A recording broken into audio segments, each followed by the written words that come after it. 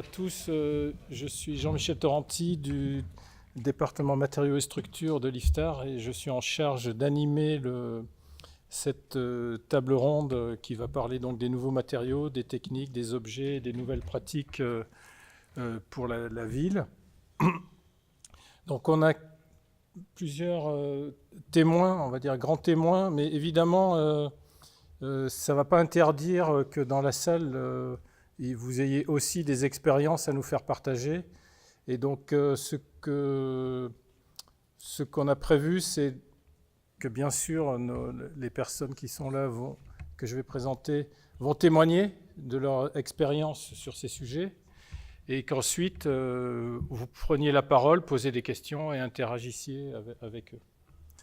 Donc ce matin, il y a eu déjà beaucoup d'exposés sur la ville, les enjeux de la ville, le fait que la population mondiale vit et vivra de plus en plus dans les villes.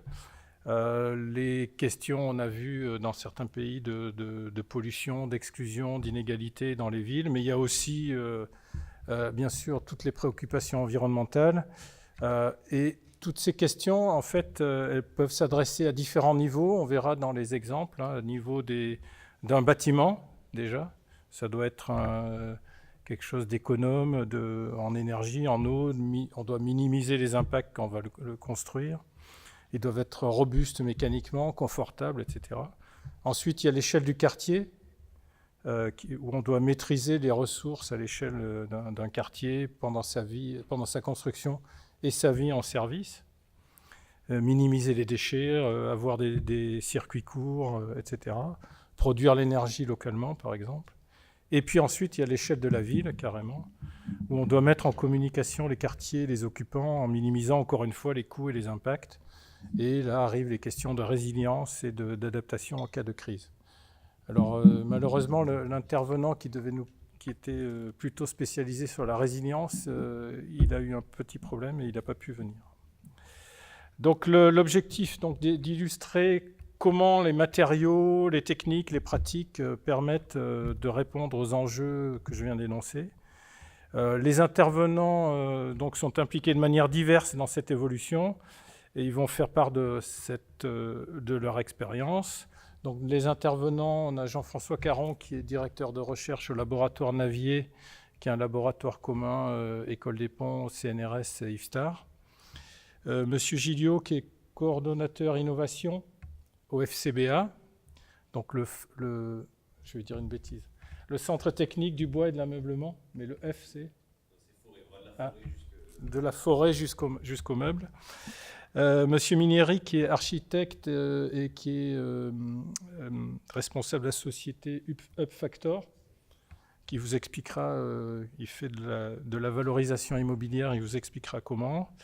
Et monsieur Nervac qui est à Épamarne, donc qui est un aménageur local et qui est responsable du service innovation à Épamarne. Donc pour ne pas perdre trop de temps et pour que ce soit intéressant, je passe tout de suite la parole à Jean-François Caron, sachant que ce que je leur ai demandé, c'est de vous expliquer ce qu'ils font par rapport à ces enjeux, en resituant un peu l'état de l'art aujourd'hui, quelles seront les innovations à venir dans les années prochaines, et comment notamment la formation et la recherche peuvent y contribuer. Jean-François, s'il te plaît. Oui. Je reste ici. Ouais, je reste ici. Bon, bonjour à tous. Donc, je suis donc Jean-François Caron, directeur de recherche au laboratoire Navier, et je suis là surtout au titre en fait de responsable de 2 projets qui tournent autour de la construction de demain, on va dire, et qui sont là aussi pour répondre aux enjeux. Alors il y a 2 choses, c'est répondre aux enjeux, mais il y a aussi que de toute façon la construction va évoluer. Ça fait 50 ans en fait que la productivité dans le secteur de la construction n'a pas avancé, même un petit peu régressé, heureusement pour des raisons de sécurité. Et le digital, c'est un peu un lieu commun, mais en fait, il est vraiment partout et il est très très peu dans la construction. Donc ma recherche et les initiatives qu'on a prises sur le site, c'est de réimaginer un peu la construction via le prisme du digital. Alors moi, dans mon laboratoire, on est plutôt côté on va dire, hardcore, c'est-à-dire construction, béton, robot, impression, voilà, ce genre de choses. Mais dans le cluster, dans le réseau qu'on est en train de monter, on voudrait aborder ces questions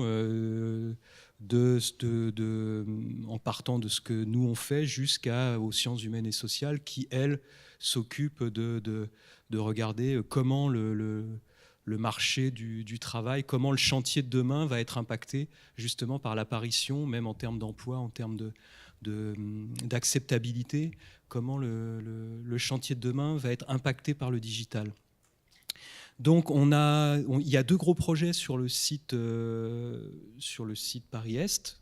Donc un projet e-site tremplin qui s'appelle Dixit, Digital Construction Site, qui est justement sur le chantier du futur, dans lequel il y a beaucoup de partenaires. Je ne vais pas les citer tous, mais quasiment l'université, enfin tout l'ESIE, le NSG, tous les partenaires académiques. C'est un projet académique. Du site sont présents dans le projet, avec des partenaires extérieurs qui sont pour l'instant, parce qu'en fait ça se veut un réseau qui grossit. Il y a Vinci, il y a des startups comme Xtree, Al Robotics, ou il y a aussi le CSTB par exemple. Donc là c'est un projet vraiment qui s'interroge sur les moyens de construire demain la ville, avec la problématique de l'impact environnemental de ce qu'on est en train de construire. On regarde des aspects, on en parlait tout à l'heure, mais c'est vrai que chaque fois que je croise quelqu'un, en fait, on est tous sur ces sujets parce qu'ils sont très importants. Par exemple, des sujets de déconstruction, des sujets d'assemblage complexe. Comment je fais pour déconstruire ce que je vais construire, et même si c'est en béton. Voilà, des problématiques autour du béton armé qui lui aussi n'a pas peu bougé depuis qu'on a inventé le béton armé finalement. Donc comment le numérique, les robots, l'optimisation, le digital, même le BIM, pourquoi ne pas faire des poutres qui soient adaptées à chaque cas spécifique. On se dit c'est pas possible, sauf que si, avec la maquette numérique, c'est même complètement évident. Il suffit que ça se fasse de manière digitale. Quel est l'impact environnemental? Je vous en ai déjà parlé. Et il y a aussi tous ces aspects sciences humaines. Donc ça, c'est un premier gros projet. Donc voilà comment on essaie de répondre à ces enjeux pour demain, en montant des projets qui sont des réseaux. Donc aujourd'hui, il y a eu un financement de l'ICIT sur ce projet. Donc dans ce projet, on a financé 6 sous-projets, mais évidemment, ce n'est pas fait que pour ça, c'est fait pour appeler à d'autres projets, d'autres participations, et pour avoir une espèce de label de site qui permettra à tous peut-être de gagner plus facilement des projets de recherche sur ces aspects-là. Alors ça me fait ma transition, puisque c'est comme ça d'ailleurs qu'on a gagné un autre projet dont je suis responsable, qui est un projet région, parce qu'on était... je dirais sous la houlette de l'ICIT Futur. Donc c'est un projet Sésame Région autour d'une plateforme technologique pour la construction numérique à destination en fait de la filière, c'est-à-dire pour permettre à des PME, à des grosses boîtes, mais aussi des PME, des architectes, enfin de faire de l'expérimentation sans que ça soit forcément de la recherche, parce qu'aujourd'hui nous on sait faire que ça, on est organisé pour ça, et donc cette structure nous permettra d'aider tous ces gens, tous ces intervenants de la construction, de faire de l'expérimentation, de mettre au point des procédés avec le matériel et les compétences qu'on aura mis sur site, qu'on a déjà un petit peu mis sur site. Et le dernier point que je peux dire, c'est que par exemple dans ce projet-là, l'aspect formation est important. On a aujourd'hui un master spécialisé qui s'appelle Design by Data, qui forme en fait les gens à la programmation paramétrique, aux architectures complexes, à la manipulation de robots, à des utilisations de logiciels numériques, à l'utilisation de logiciels pour piloter des robots par exemple, mais dans une vocation construction toujours. Et c'est le genre de service qu'on propose déjà, mais qu'on proposera encore plus à travers cette plateforme, pour justement, non pas simplement faire de la formation au niveau de nos élèves, nos ingénieurs dans nos différents établissements, mais aussi permettre aux entreprises de se former sur ces nouvelles problématiques. Voilà, je crois que j'ai un peu fait le tour. Donc, Oui, juste une petite publicité pour un colloque qui est début janvier sur l'impression 3D, quelle actualité nationale, qui aura lieu à l'IFSTAR, hein, début janvier, qui sera précédé d'un workshop de 2 jours, workshop pour justement maniper, pour que les gens puissent apprendre directement à fabriquer des objets en béton avec des robots. Voilà, donc c'est un peu ça notre contribution, enseignants-chercheurs, d'essayer d'organiser la recherche, les mentalités, les habitudes autour de nouveaux matériaux, autour de nouvelles technologies, pour permettre une construction plus soutenable. Voilà. Et donc si vous avez des questions, je ne sais pas si on fait... Si vous avez des questions, je suis... Les présentations et puis ensuite on passera à la phase d'accord. débat. Donc l'intervenant suivant est Monsieur Gilliot du FCBA. Donc le FCBA, forêt, cellulose, bois, construction, ameublement, comme ça vous aurez tout. On est institut technologique, donc on est outil technologique pour nos professionnels. Et on est un des rares centres où on va de la matière première, donc on a la forêt, donc on a les généticiens qui font évoluer les essences, on a les gens qui les coupent, les gens qui les transforment, les gens qui les mettent en œuvre dans la construction, jusque l'ameublement, les gens qui travaillent en ce moment également sur la chimie verte, dans les extraits issus de résidus de pâte à papier, l'ameublement, l'usage de l'ameublement, et ainsi de suite. Donc là, je vais rester vraiment sur la partie construction, prendre quelques exemples de ce qui... Surtout aujourd'hui, on va parler de la ville. Je pense que l'exemple le plus emblématique, c'est le travail qu'on a fait sur les bâtiments grande hauteur. Donc c'est de faire revenir en fait des bâtiments grande hauteur en bois, en ville. Voilà, donc j'ai à ma droite quelqu'un qui en entend, à mon avis, souvent parler. Et il y a des projets qui se font, évidemment, là, très près d'ici et qui se font un peu partout sur la planète en ce moment. Ça se structure. Voilà, il y a des choses qui se font au Québec, qui se font un peu en Asie. Il y a un festival Woodrise qui a été monté. On est sur un mouvement de fond. Alors, bon, ça veut dire que derrière, nous, ça fait 10 ans, 15 ans qu'on travaille dessus parce que le bâtiment grande hauteur en ville, évidemment, ça pose des problèmes de sismicité, ça pose des problèmes de propagation de feu façade. Voilà, nous, c'est notre métier au quotidien. On est institut technologique, donc on va vraiment dans le dur de la technique pour rendre compatible le matériau avec ce qu'on veut en faire. On travaille beaucoup aussi sur l'aspect confort. Donc on a dans la partie construction, toujours en bâtiment, il y a évidemment l'acoustique. L'acoustique dont personne ne se préoccupait il y a 20-30 ans devient un paramètre essentiel. Surtout si on densifie les centres-villes, on est tous beaucoup plus exigeants sur l'acoustique. Et on en prend l'habitude, même dans une voiture, on veut de l'acoustique. Donc on travaille là-dessus.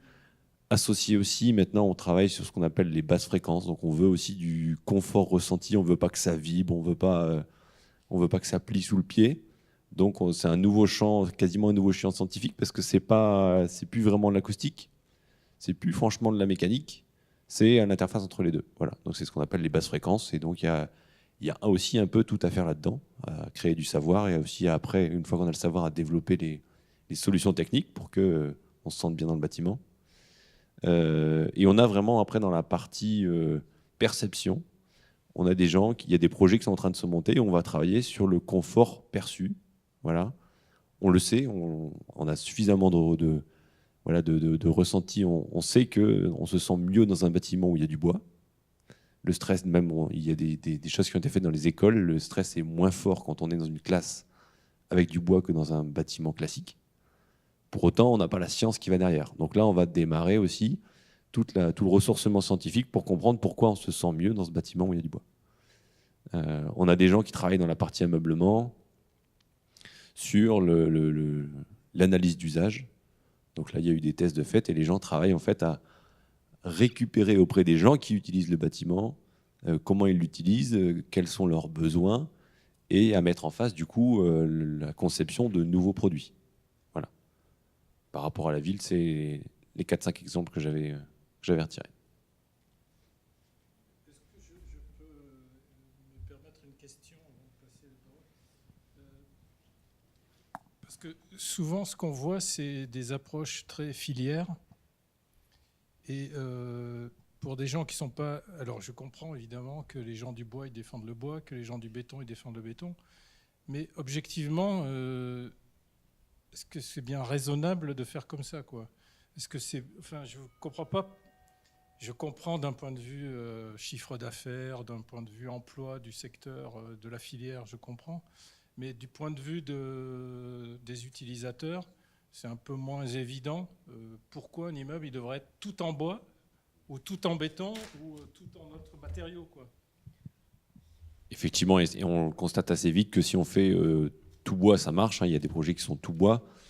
Ça peut être très bien, mais c'est rarement des optimums. Alors, c'est soit pas des optimums économiques, soit pas des optimums techniques. Voilà. Et FCBA fait partie d'un projet d'Institut Carnot qui regroupe en fait effectivement des gens du béton, des gens de la terre cuite, du multimatériaux et des gens de la construction acier. Et quand on voit les projets qui se montent d'un point de vue technique, on a plus souvent de la mixité. Voilà, on ne peut pas encore dire techniquement, puis je ne vais pas mettre les pieds dans le plat s'il y a des gens de l'autre filière, mais on voit très bien que si on fait tout bois, ce n'est pas un optimum. Et on se retrouve maintenant avec des solutions techniques, on va retrouver des planchers béton, notamment d'un point de vue sismique, le fait de pouvoir déposer des masses à différents endroits du bâtiment est plus intéressant. Donc concrètement, on ne va pas vers des solutions unimatériaux. Même si, évidemment, on aura toujours des gens de la filière qui vont défendre leurs matériaux, et ainsi de suite. Merci. Donc, on passe la parole à M. Minieri qui va nous expliquer ce que fait Upfactor. Alors, bonjour à tous. Didier Minieri. Donc, moi, je suis architecte de formation. Je fais partie d'ailleurs de la première promo de Marne-la-Vallée il y a quelques années, donc ça me fait plaisir de revenir ici. On a créé en fait Upfactor il y a 1 an, suite à une expérience en fait assez simple, c'est-à-dire qu'on a travaillé il y a environ une dizaine d'années sur un projet de surélévation, un peu plus maintenant. Une surélévation, c'est quoi? C'est-à-dire qu'on a été intervenu sur un bâtiment qui faisait rez-de-chaussée, premier étage, et il y avait une possibilité de rajouter 3 étages. Voilà, un truc un peu incroyable dans des villes, c'est-à-dire qu'on avait une possibilité de faire des nouveaux mètres carrés sans acheter du foncier. On a eu l'occasion de faire ce projet-là, sauf qu'on a mis 10 ans pour le faire. Et donc, c'est posé une question toute simple, c'est-à-dire pourquoi ces terrains, entre guillemets, ces vides dans les villes ne sont pas exploités, et est-ce que ça ne serait pas une des premières choses à faire avant d'aller venir urbaniser des zones qui ne le sont pas encore? Ça sera d'exploiter ce que la ville regorge déjà, c'est-à-dire tout un tas de zones mal ou pas exploitées. Et donc, c'est un peu l'objet de Upfactor, ça a été de dire, on va essayer de mettre en place tout ce qui nous a manqué pendant les 10 ans qu'a duré notre premier projet, tout ce qu'il a fallu aller chercher, c'est-à-dire à la fois de l'expertise, du multicasquette, j'allais dire surtout des expertises multiples, ingénierie structure, expertise juridique, et surtout la mise au point en fait d'un outil informatique qu'on a eu l'idée de développer qui permettrait en fait de détecter le potentiel des bâtiments de surélévation à l'adresse.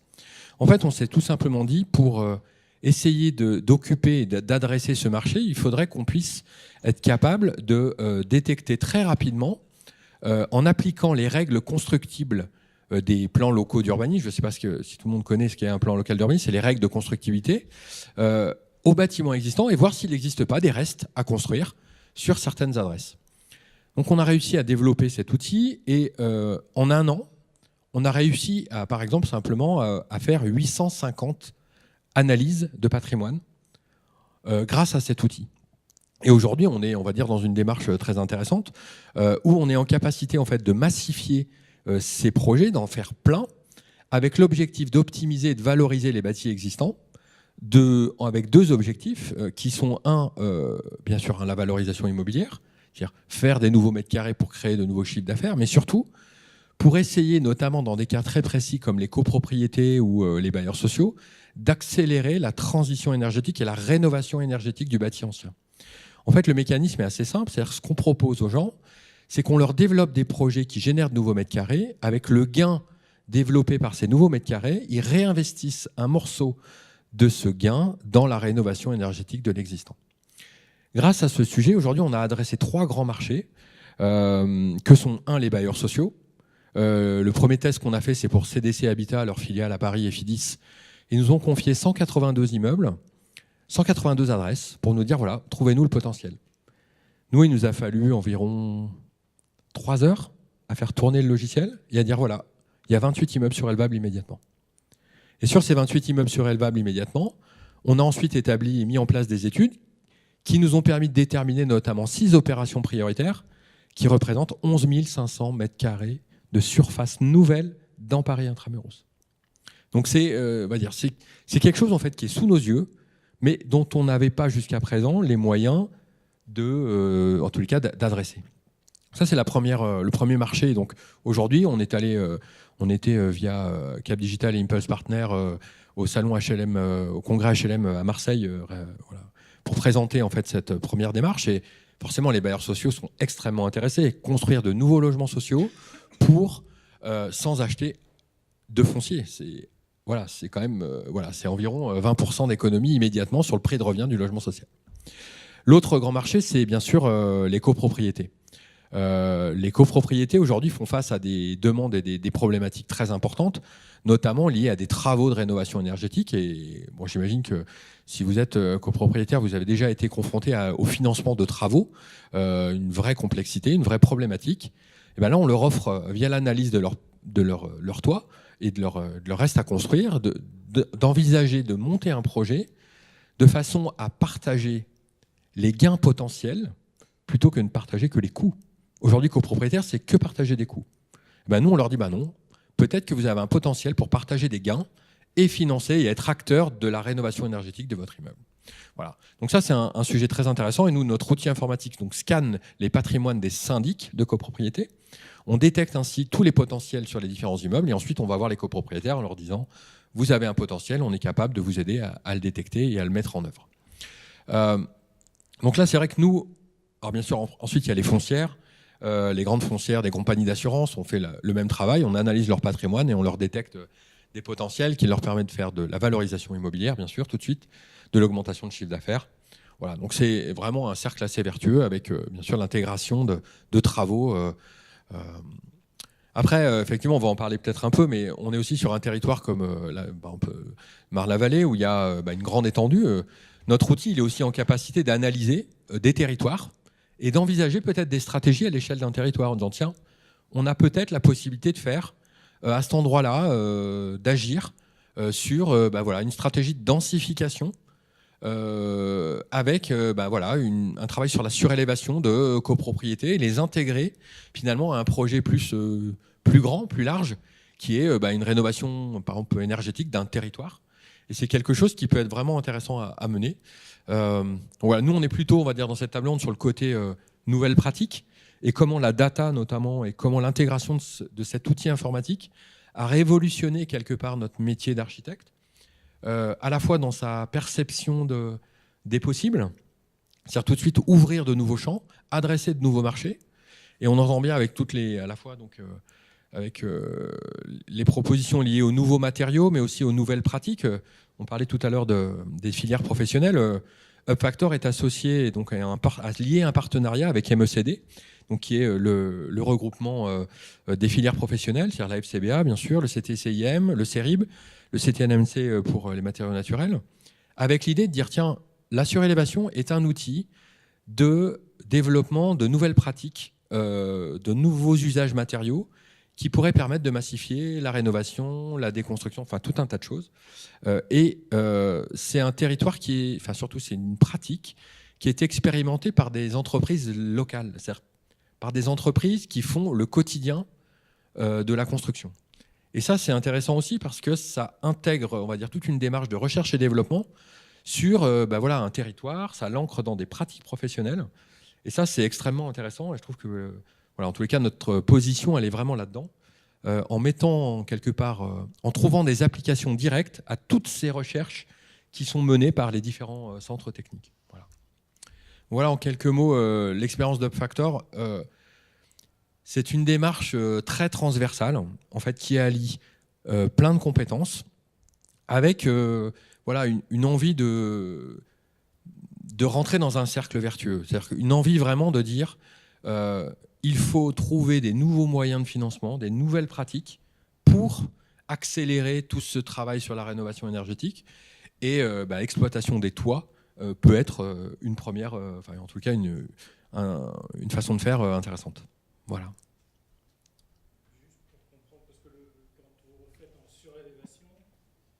Vous traitez thermiquement que la partie toiture, en fait. Alors, et le reste du bâtiment alors justement, c'est qu'en fait, la plupart du temps, comme c'est une valorisation immobilière, donc il y a souvent un rachat, ça passe par le rachat du droit à bâtir, du droit du foncier aérien, comme on dit, entre guillemets. Cet argent, en fait, il est souvent réutilisé, réinvesti dans l'immeuble, pour partie ou pour totalité, dans la remise à neuf du bâtiment. Puisque si on met si on met de nouvelles constructions, une construction neuve sur le toit du bâtiment, il va de soi qu'il faut que celui qui est en dessous, entre guillemets, soit réhabilité, il faut que les parties communes notamment soient réhabilitées et ainsi de suite, de façon à ce que, c'est exactement le cas dans une copropriété où le promoteur va faire une offre très intéressante sur le toit s'il peut vendre ses appartements au meilleur prix. Et pour les vendre au meilleur prix, il faut que les parties communes qui vont permettre d'accéder à cet immeuble soient entièrement réhabilitées. Et il faut aussi que le bilan énergétique de l'ensemble de la copropriété soit plutôt bon. Alors, la construction neuve va l'améliorer, mais s'il y a des travaux à faire sur les menuiseries, sur l'isolation, sur le mode de chauffage, voilà, on se sert de cette opportunité de financement pour intervenir sur le bâti existant. Voilà. Et alors, j'avais encore une question d'ingénieur. Au niveau de la charge que vous rajoutez sur l'immeuble, excusez-moi, je posais une question. Bien sûr, non, mais tout à fait. C'est pour ça que justement chez Pactor, on a intégré cette compétence ingénierie qui n'existait pas auparavant, que beaucoup d'architectes essayent de développer maintenant en interne, parce que c'est le nerf de la guerre. Et donc nous, on a intégré 2 ingénieurs STP chez nous qui nous permettent de développer, d'analyser, faire des descentes de charges à partir des éléments qu'on est en capacité de récolter. On a aussi, dans notre base de données et notre outil informatique, on a récolté les années de construction des bâtiments. Et en fonction des années de construction des bâtiments, on est en capacité d'établir des profils de structure, en fait. Et à partir de ces profils de structure, on est capable aussi de dire, tiens, peut-être que, vu que le bâtiment il a été construit entre, on va dire, 1920 et 1930, on a sans doute des planchers qui sont comme ça et comme ça. On a sans doute un système constructif qui va être comme ça. Donc on a établi tout un tas de typologies de bâtiments qui nous ont permis d'avoir des informations de première main, en tous les cas, rapidement, et de pouvoir analyser et de donner des premiers diagnostics. Voilà. Et ensuite, nos ingénieurs, une fois les potentiels détectés, rentrent dans le détail de la descente de charge et on analyse, on va dire, le surpoids en fonction du potentiel. Ce qui nous permet de caper les projets. C'est-à-dire, par exemple, même si on a un potentiel de rajouter 3 étages, si le bâtiment est en capacité de n'en tenir, entre guillemets, de ne supporter qu'un seul niveau, on l'intègre comme ça et on dit ensuite, attention, on peut rajouter des niveaux supplémentaires moyennant une reprise de la structure du bâtiment. Ce qui engendre des surcoûts et donc du coup un équilibre économique différent. Voilà. Donc toute cette analyse, elle est faite en interne, ce qui permet d'aller très vite et d'être capable de faire une analyse comme ça de patrimoine assez exhaustive et surtout de pouvoir donner des outils de prise de décision à nos clients qui sont de bonne qualité et qui leur permettent ensuite d'agir et de choisir les opérations en fonction de leurs objectifs. Merci. Donc on va finir par un aménageur, donc d'EPAMarne. Merci pour l'invitation et pour votre présence à tous. Du coup, alors, EPAMarne pour établissement public d'aménagement de Marne-la-Vallée, donc effectivement l'aménageur local. Donc on intervient, nous, sur un territoire qui représente à peu près 44 communes, c'est à peu près 3 fois la surface de Paris, de l'ouest, du pôle Noisy-Champs, grosso modo, même si ça va un peu plus au sud-ouest, jusqu'à l'est vers Disney, que vous connaissez. Alors ça c'est le périmètre. Sur notre rythme de production, pour vous donner des ordres de grandeur, on est à peu près entre 2000 à 3000 logements par an. C'est notre contribution pour la région Île-de-France en matière de logement. Et alors le slogan d'EPAMarne, si je le résume, puisque donc moi je suis responsable du service innovation, c'est d'innover pour anticiper au maximum la transition écologique. Du coup, innover pour se mettre au service de la transition écologique, nous on a identifié en tant qu'aménageur, puisqu'on n'a pas tous les leviers en main, on a certains, on a identifié au moins 4 priorités. Ces 4 priorités, en gros, hein, si je les synthétise, c'est moins de carbone, plus de santé, plus de nature, et puis tout un aspect un peu transversal qu'on peut appeler fabrique de la ville, c'est-à-dire comment on se réinterroge, nous, en tant qu'aménageurs, sur notre façon de penser et d'agir, voilà, sur toute la chaîne de valeur sur laquelle on intervient. Donc, le premier carbone, si je reprends par rapport au sujet de la table ronde, hein, le carbone, c'est comment on se rend plus de degrés compatibles, entre guillemets, à l'horizon 2050. Hein, donc, c'est les accords de Paris, pour faire simple. Santé, nature, j'en parle moins, parce que c'est un peu moins touche-touche, entre guillemets, quoique de manière indirecte avec le sujet d'aujourd'hui. Donc santé, c'est comment on contribue, nous, aménageurs, à développer un urbanisme favorable à la santé. Hein. Donc on a déjà des petites expériences, notamment avec l'Agence régionale de la santé sur, par exemple, des expérimentations sur le territoire de Descartes. Tout ce qui est nature, bien sûr, pour un aménageur, c'est un peu le b.a.-ba, hein, puisqu'il y a la biodiversité, il y a la gestion des eaux pluviales, il y a les continuités écologiques. Et puis fabrique de la ville, là, c'est touche-touche avec un peu dans la table ronde tout l'aspect nouvelles pratiques, comment en gros les évolutions socio-technologiques réinterrogent notre métier, au travers notamment de la transition numérique, mais pas que, quoi. Ceci étant dit, si je reprends un peu ton préambule, Jean-Michel, si je reprends un peu les échelles, je dirais que sur tout l'aspect quartier et en lien avec nouvelles pratiques et nouveaux matériaux, nous, on veut contribuer assez activement sur toute la démarche de plus c'est moins. Donc plus c'est moins, c'est le label énergie positive, carbone moins, qui s'est développé à l'échelle du bâti et qui là, depuis assez récemment, parce qu'il y a un communiqué de presse qui est sorti, veut pousser l'échelle jusqu'au niveau quartier. Donc nous, on contribue activement à la réflexion et mise en œuvre opérationnelle de ce label, puisqu'on s'est porté volontaire. Et donc le test se fait sur la Cité Descartes. L'opération pilote, c'est la Cité Descartes. Sur les 2 ZAC, hein, puisqu'il y a 2 ZAC Haute Maison, qui est vraiment le cœur du campus, hein, si je puis dire, et puis Audenel, qui s'étend sur tout le périmètre, en gros, hein, de l'avant- et arrière-gare du Grand Paris. Et puis, alors, ce qui est arrivé un tout petit peu avant, plus c'est moins quartier, c'était déjà BBCA quartier, puisque BBCA, à l'échelle du bâtiment, donc bâtiment bas carbone, avait déjà commencé à déblayer la méthodo, puisqu'en en même temps, c'est un peu aussi les mêmes partenaires, qui sont main dans la main sur cette réduction carbone à l'échelle du quartier. Si je bascule sur l'échelle bâtiment, bah, du coup, si on s'est porté contributeur pour l'échelle quartier, on était déjà positionné sur l'échelle bâti, donc on a commencé déjà à livrer des opérations BBCA, hein, à différents niveaux de performance par rapport au BBCA. On expérimente de plus en plus le label plus c'est moins à l'échelle du bâti. Alors nous, d'un point de vue matériaux, on a un peu un ADN qui s'est construit là depuis au moins 2015, j'ai envie de dire, sous l'impulsion de notre ancien directeur général, hein, qui est Nicolas Ferrand, qui maintenant est passé à la direction générale de Solidéo, hein, l'établissement public qui est en charge de livrer les équipements pour les JO. Et en 2015, voilà, l'impulsion, c'était de booster tout ce qui est construction bois. Alors ça s'est fait notamment parce qu'on avait déjà un partenariat de longue date avec le FCBA, puisque du coup on a rendu possible ensemble l'accueil du siège à la Cité Descartes. Donc ce premier partenariat, bah, on va dire, ça donne un petit avantage quand on veut se lancer dans la construction bois. Donc nous, on a commencé en 2015 à 30% hein, notre volume annuel de production en logement. Alors quand je dis construction bois, c'est soit mix bois-béton, soit 100% bois, même si le 100% bois, effectivement, des fois ça peut avoir ses limites et puis ça pose des questions techniques, économiques et autres. Mais voilà, donc ça depuis 2015 on était à 30% là récemment, notamment avec l'impulsion de la région, de l'interprofession France-Île-Bois, notamment à Dives-Bois, la stratégie de la région Île-de-France qui a été votée à la fin 2017 sur tout ce qui est stratégie bois-forêt. On a poussé à 50%, donc aujourd'hui on a 60 000 m² SDP de logements construits en bois, donc soit mixte, soit 100%. dans une moindre partie.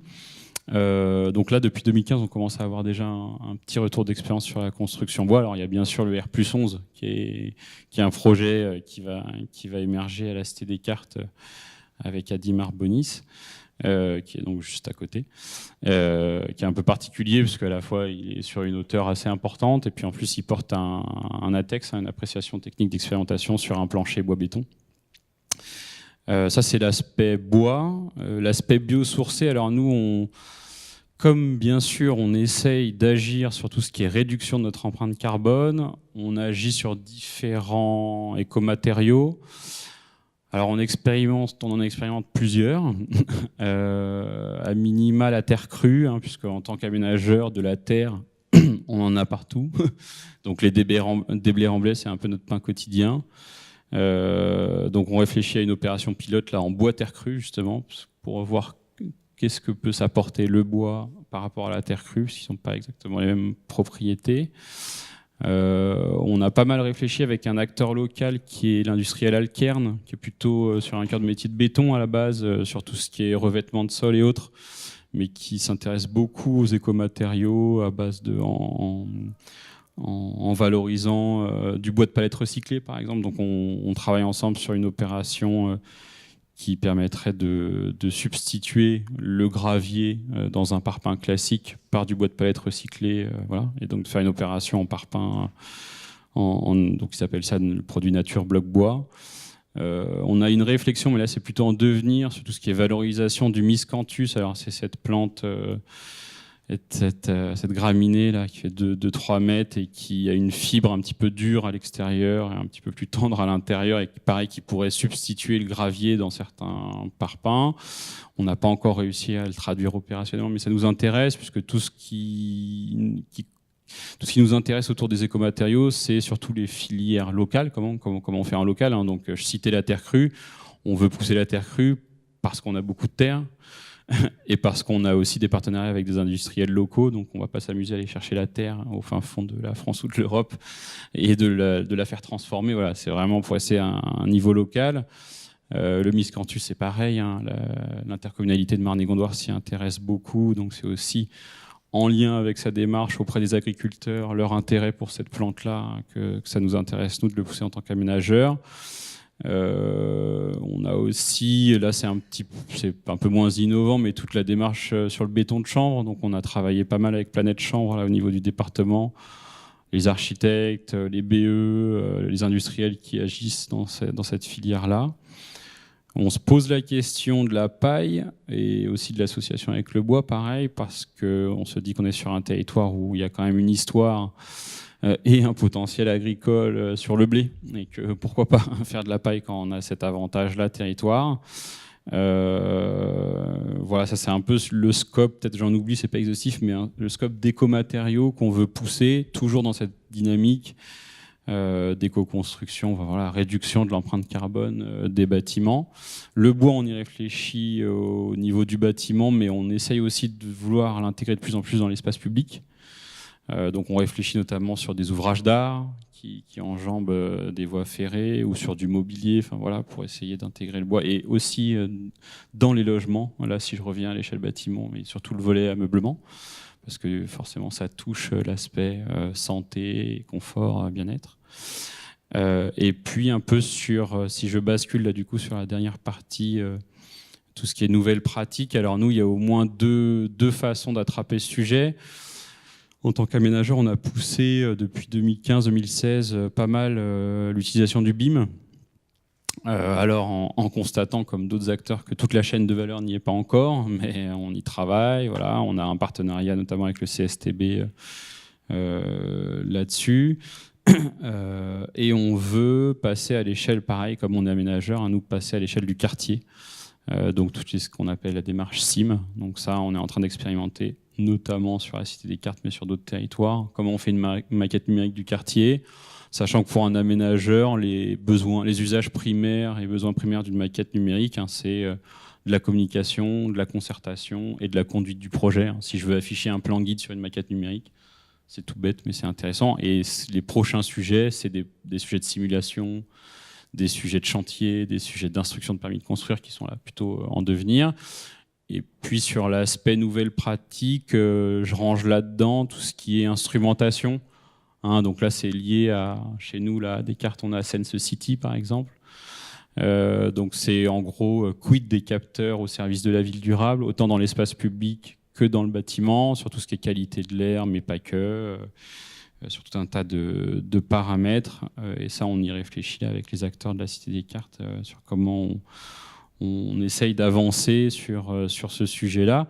Du coup, sur un peu ta conclusion dans ton intro, Jean-Michel, tu disais, mais finalement, les labos, la R&D, comment ils œuvrent là-dedans. Alors nous, comme on est l'aménageur local et qu'on bénéficie de ce vivier là très riche, le FCBA, le CSTB, l'école d'Archi, l'école des Ponts, l'école d'Urba, les CIEICI, Efficacity, Ifstar, enfin voilà, le Fab Lab, j'en oublie, il y en a tellement ici.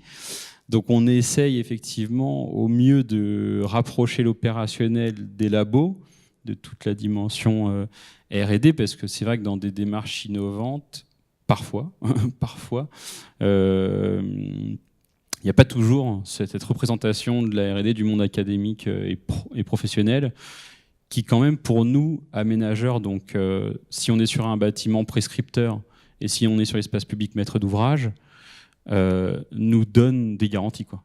Hein, c'est nous qui a un consensus scientifique et qui a un apport objectif de la famille R&D sur les sujets, c'est ça qui nous sécurise et qui nous permet derrière d'emmener toute la famille, s'il s'agit d'un R+ sans bois ou d'un ATEX sur le bois ou autre chose, peu importe, mais c'est ça qui nous sécurise d'avoir ce renfort R&D dans nos démarches. Et donc on essaye de le privilégier, de le favoriser au max. Donc c'est des partenariats avec FCBA, c'est des partenariats avec CSTB, c'est des conventions de R&D avec les acteurs de la Cité Descartes notamment. Mais voilà, c'est comme ça que nous on l'attrape en tant qu'aménageur pour être accompagné et avoir, c'est pas la caution scientifique, mais toute la richesse et la qualité qu'apporte le monde scientifique dans des actions opérationnelles, quoi.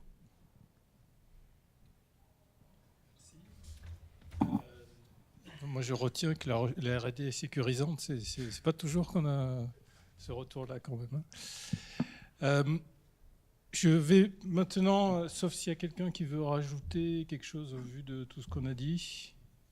Sinon, je propose qu'on passe dans une deuxième phase où on vous donne la parole, parce qu'on a vu des exemples qui étaient plutôt matériaux, méthodes constructives jusqu'à l'échelle du quartier, mais par exemple...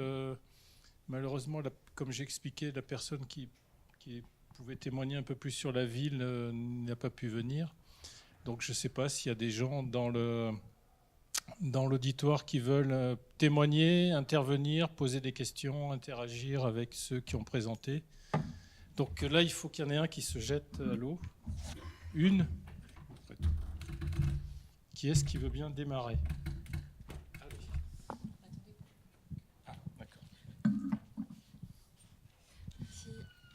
Bonjour et merci pour vos présentations. Alors, j'aurais 2-3 questions. Vous pouvez juste nous dire qui vous êtes comme ça Alors, je m'appelle Ilham Zvadi.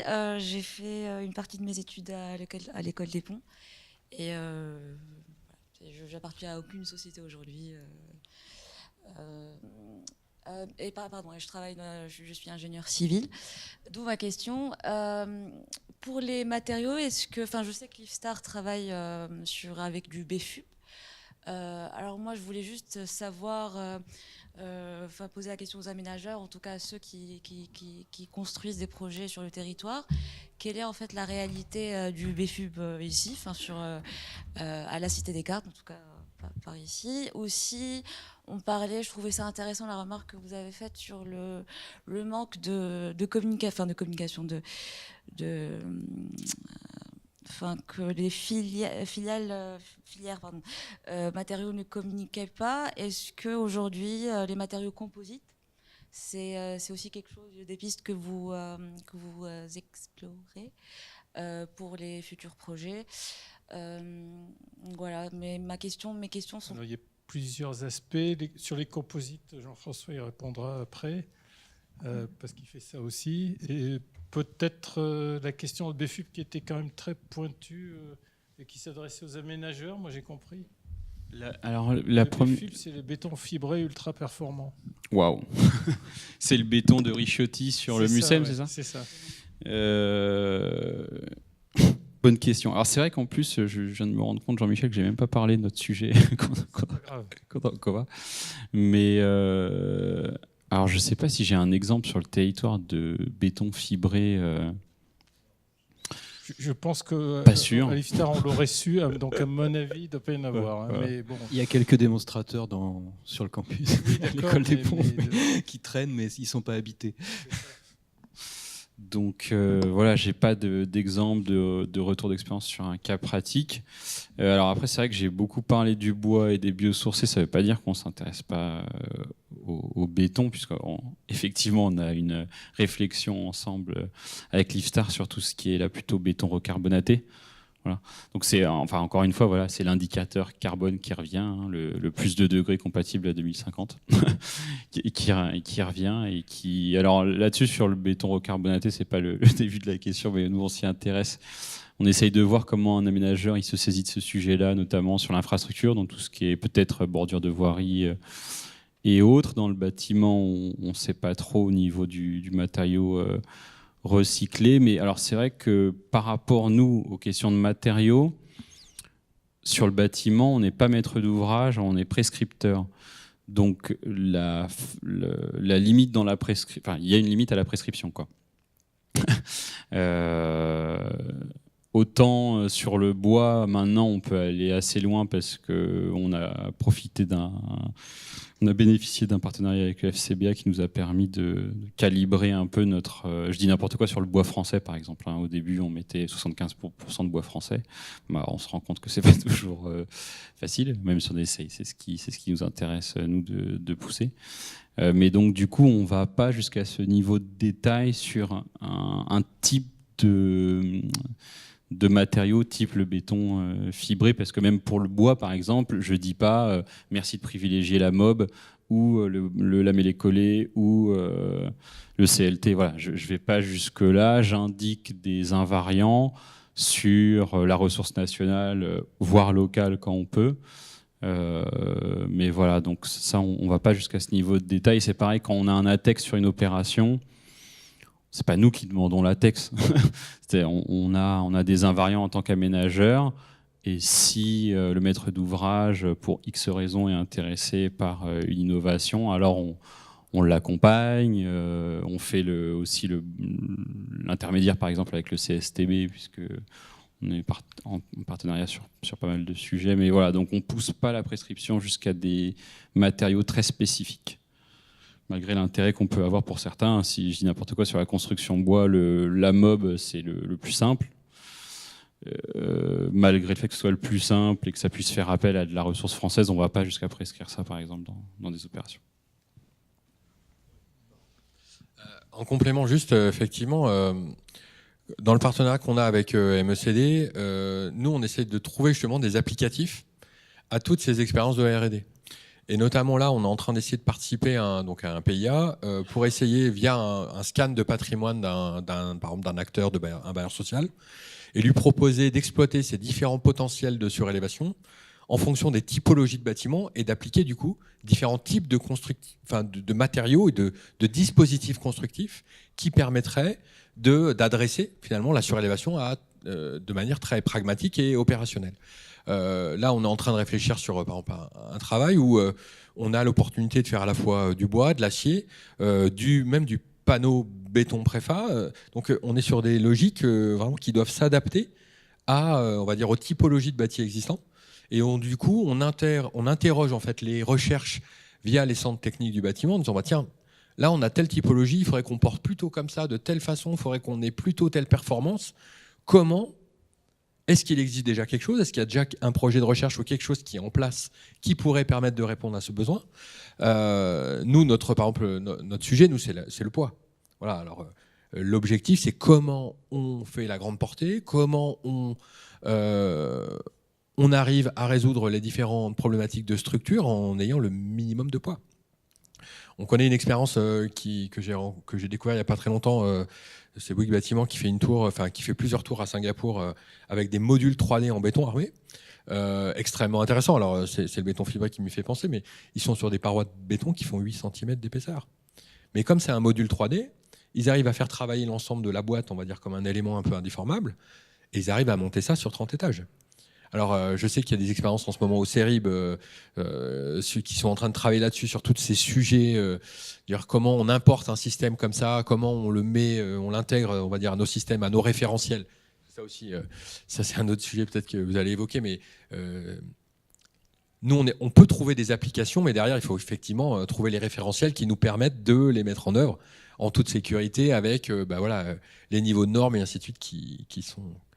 Mais vraiment, c'est un territoire, en tous les cas, on a tout intérêt à se regrouper, en tous les cas, à ramener la R&D, on va dire, dans le cadre de la pratique professionnelle du quotidien. Et c'est vrai que nous, finalement, c'est un vrai plus. Hein. Ça permet vraiment d'adresser les sujets et de trouver des solutions à des problématiques qu'on avait jusqu'alors. Voilà. C'est vrai qu'on balaye un peu là tous les aspects, c'est super intéressant.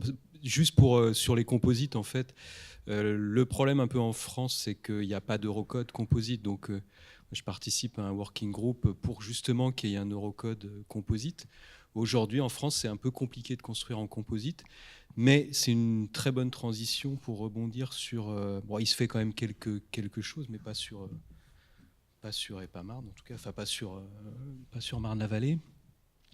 Mais c'est vrai que bon, the right material at the right place, c'est vraiment le truc sur lequel il faut qu'on ait le réflexe. C'est-à-dire la typologie de ce qu'on veut construire, c'est pas simplement de la mécanique des structures, c'est aussi de la mécanique des matériaux. Enfin, c'est le mélange des deux. Et encore, pour rebondir sur les composites, c'est vrai que sur une application, autant les composites ont du mal à se faire un peu une place parce que à partir du moment où on a besoin de déplacer de la raideur ou de la résistance, le composite est intéressant puisqu'il a un rapport résistance et module par rapport à son poids qui est très faible. Un peu comme le bois, mais le bois, on ne peut pas l'utiliser en couche mince, donc c'est tout de suite lourd, même le bois. Donc le composite a vraiment ce côté, si je déplace du composite, c'est intéressant, d'où les voitures, le TGV, l'Airbus, enfin voilà.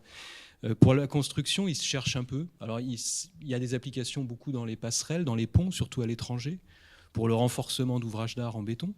Mais par exemple, je rebondis, pour les surélévations de bâtiments où la quantité de foncier économisé dépend du poids qu'on peut mettre sur le bâtiment via la descente de charge, j'ai en tête pas mal d'applications où le composite aurait sûrement vraiment quelque chose à apporter. Il a un côté intégratif extrêmement intéressant en termes d'isolation thermique, isolation acoustique et une masse qui peut être très très faible, hein, qui peut être de type aéronautique, quoi. Donc on pourrait envisager des immeubles entiers sur les toits. Donc question assez inattendue parce que comme vous avez pu voir, personne ne parlait des composites. Moi, j'avais même pas l'occasion d'en parler alors que c'est quand même mon premier sujet de recherche parce que bon voilà, c'est pas à la mode du tout dans la construction. Puis il y a tout un aspect lobbying aussi. Le bois est très très mis en avant et tout ce qui peut venir de choses qui viennent, entre guillemets, moi j'aime bien le dire, du plastique, c'est un peu montré du doigt et comme un diable incroyable, alors que bon, le bois peut aussi avoir ses travers environnementaux très très importants. Voilà, donc merci pour la question sur les composites, j'aurais pas pensé. S'il y a d'autres questions. Oui, alors il y a plusieurs... Allez-y.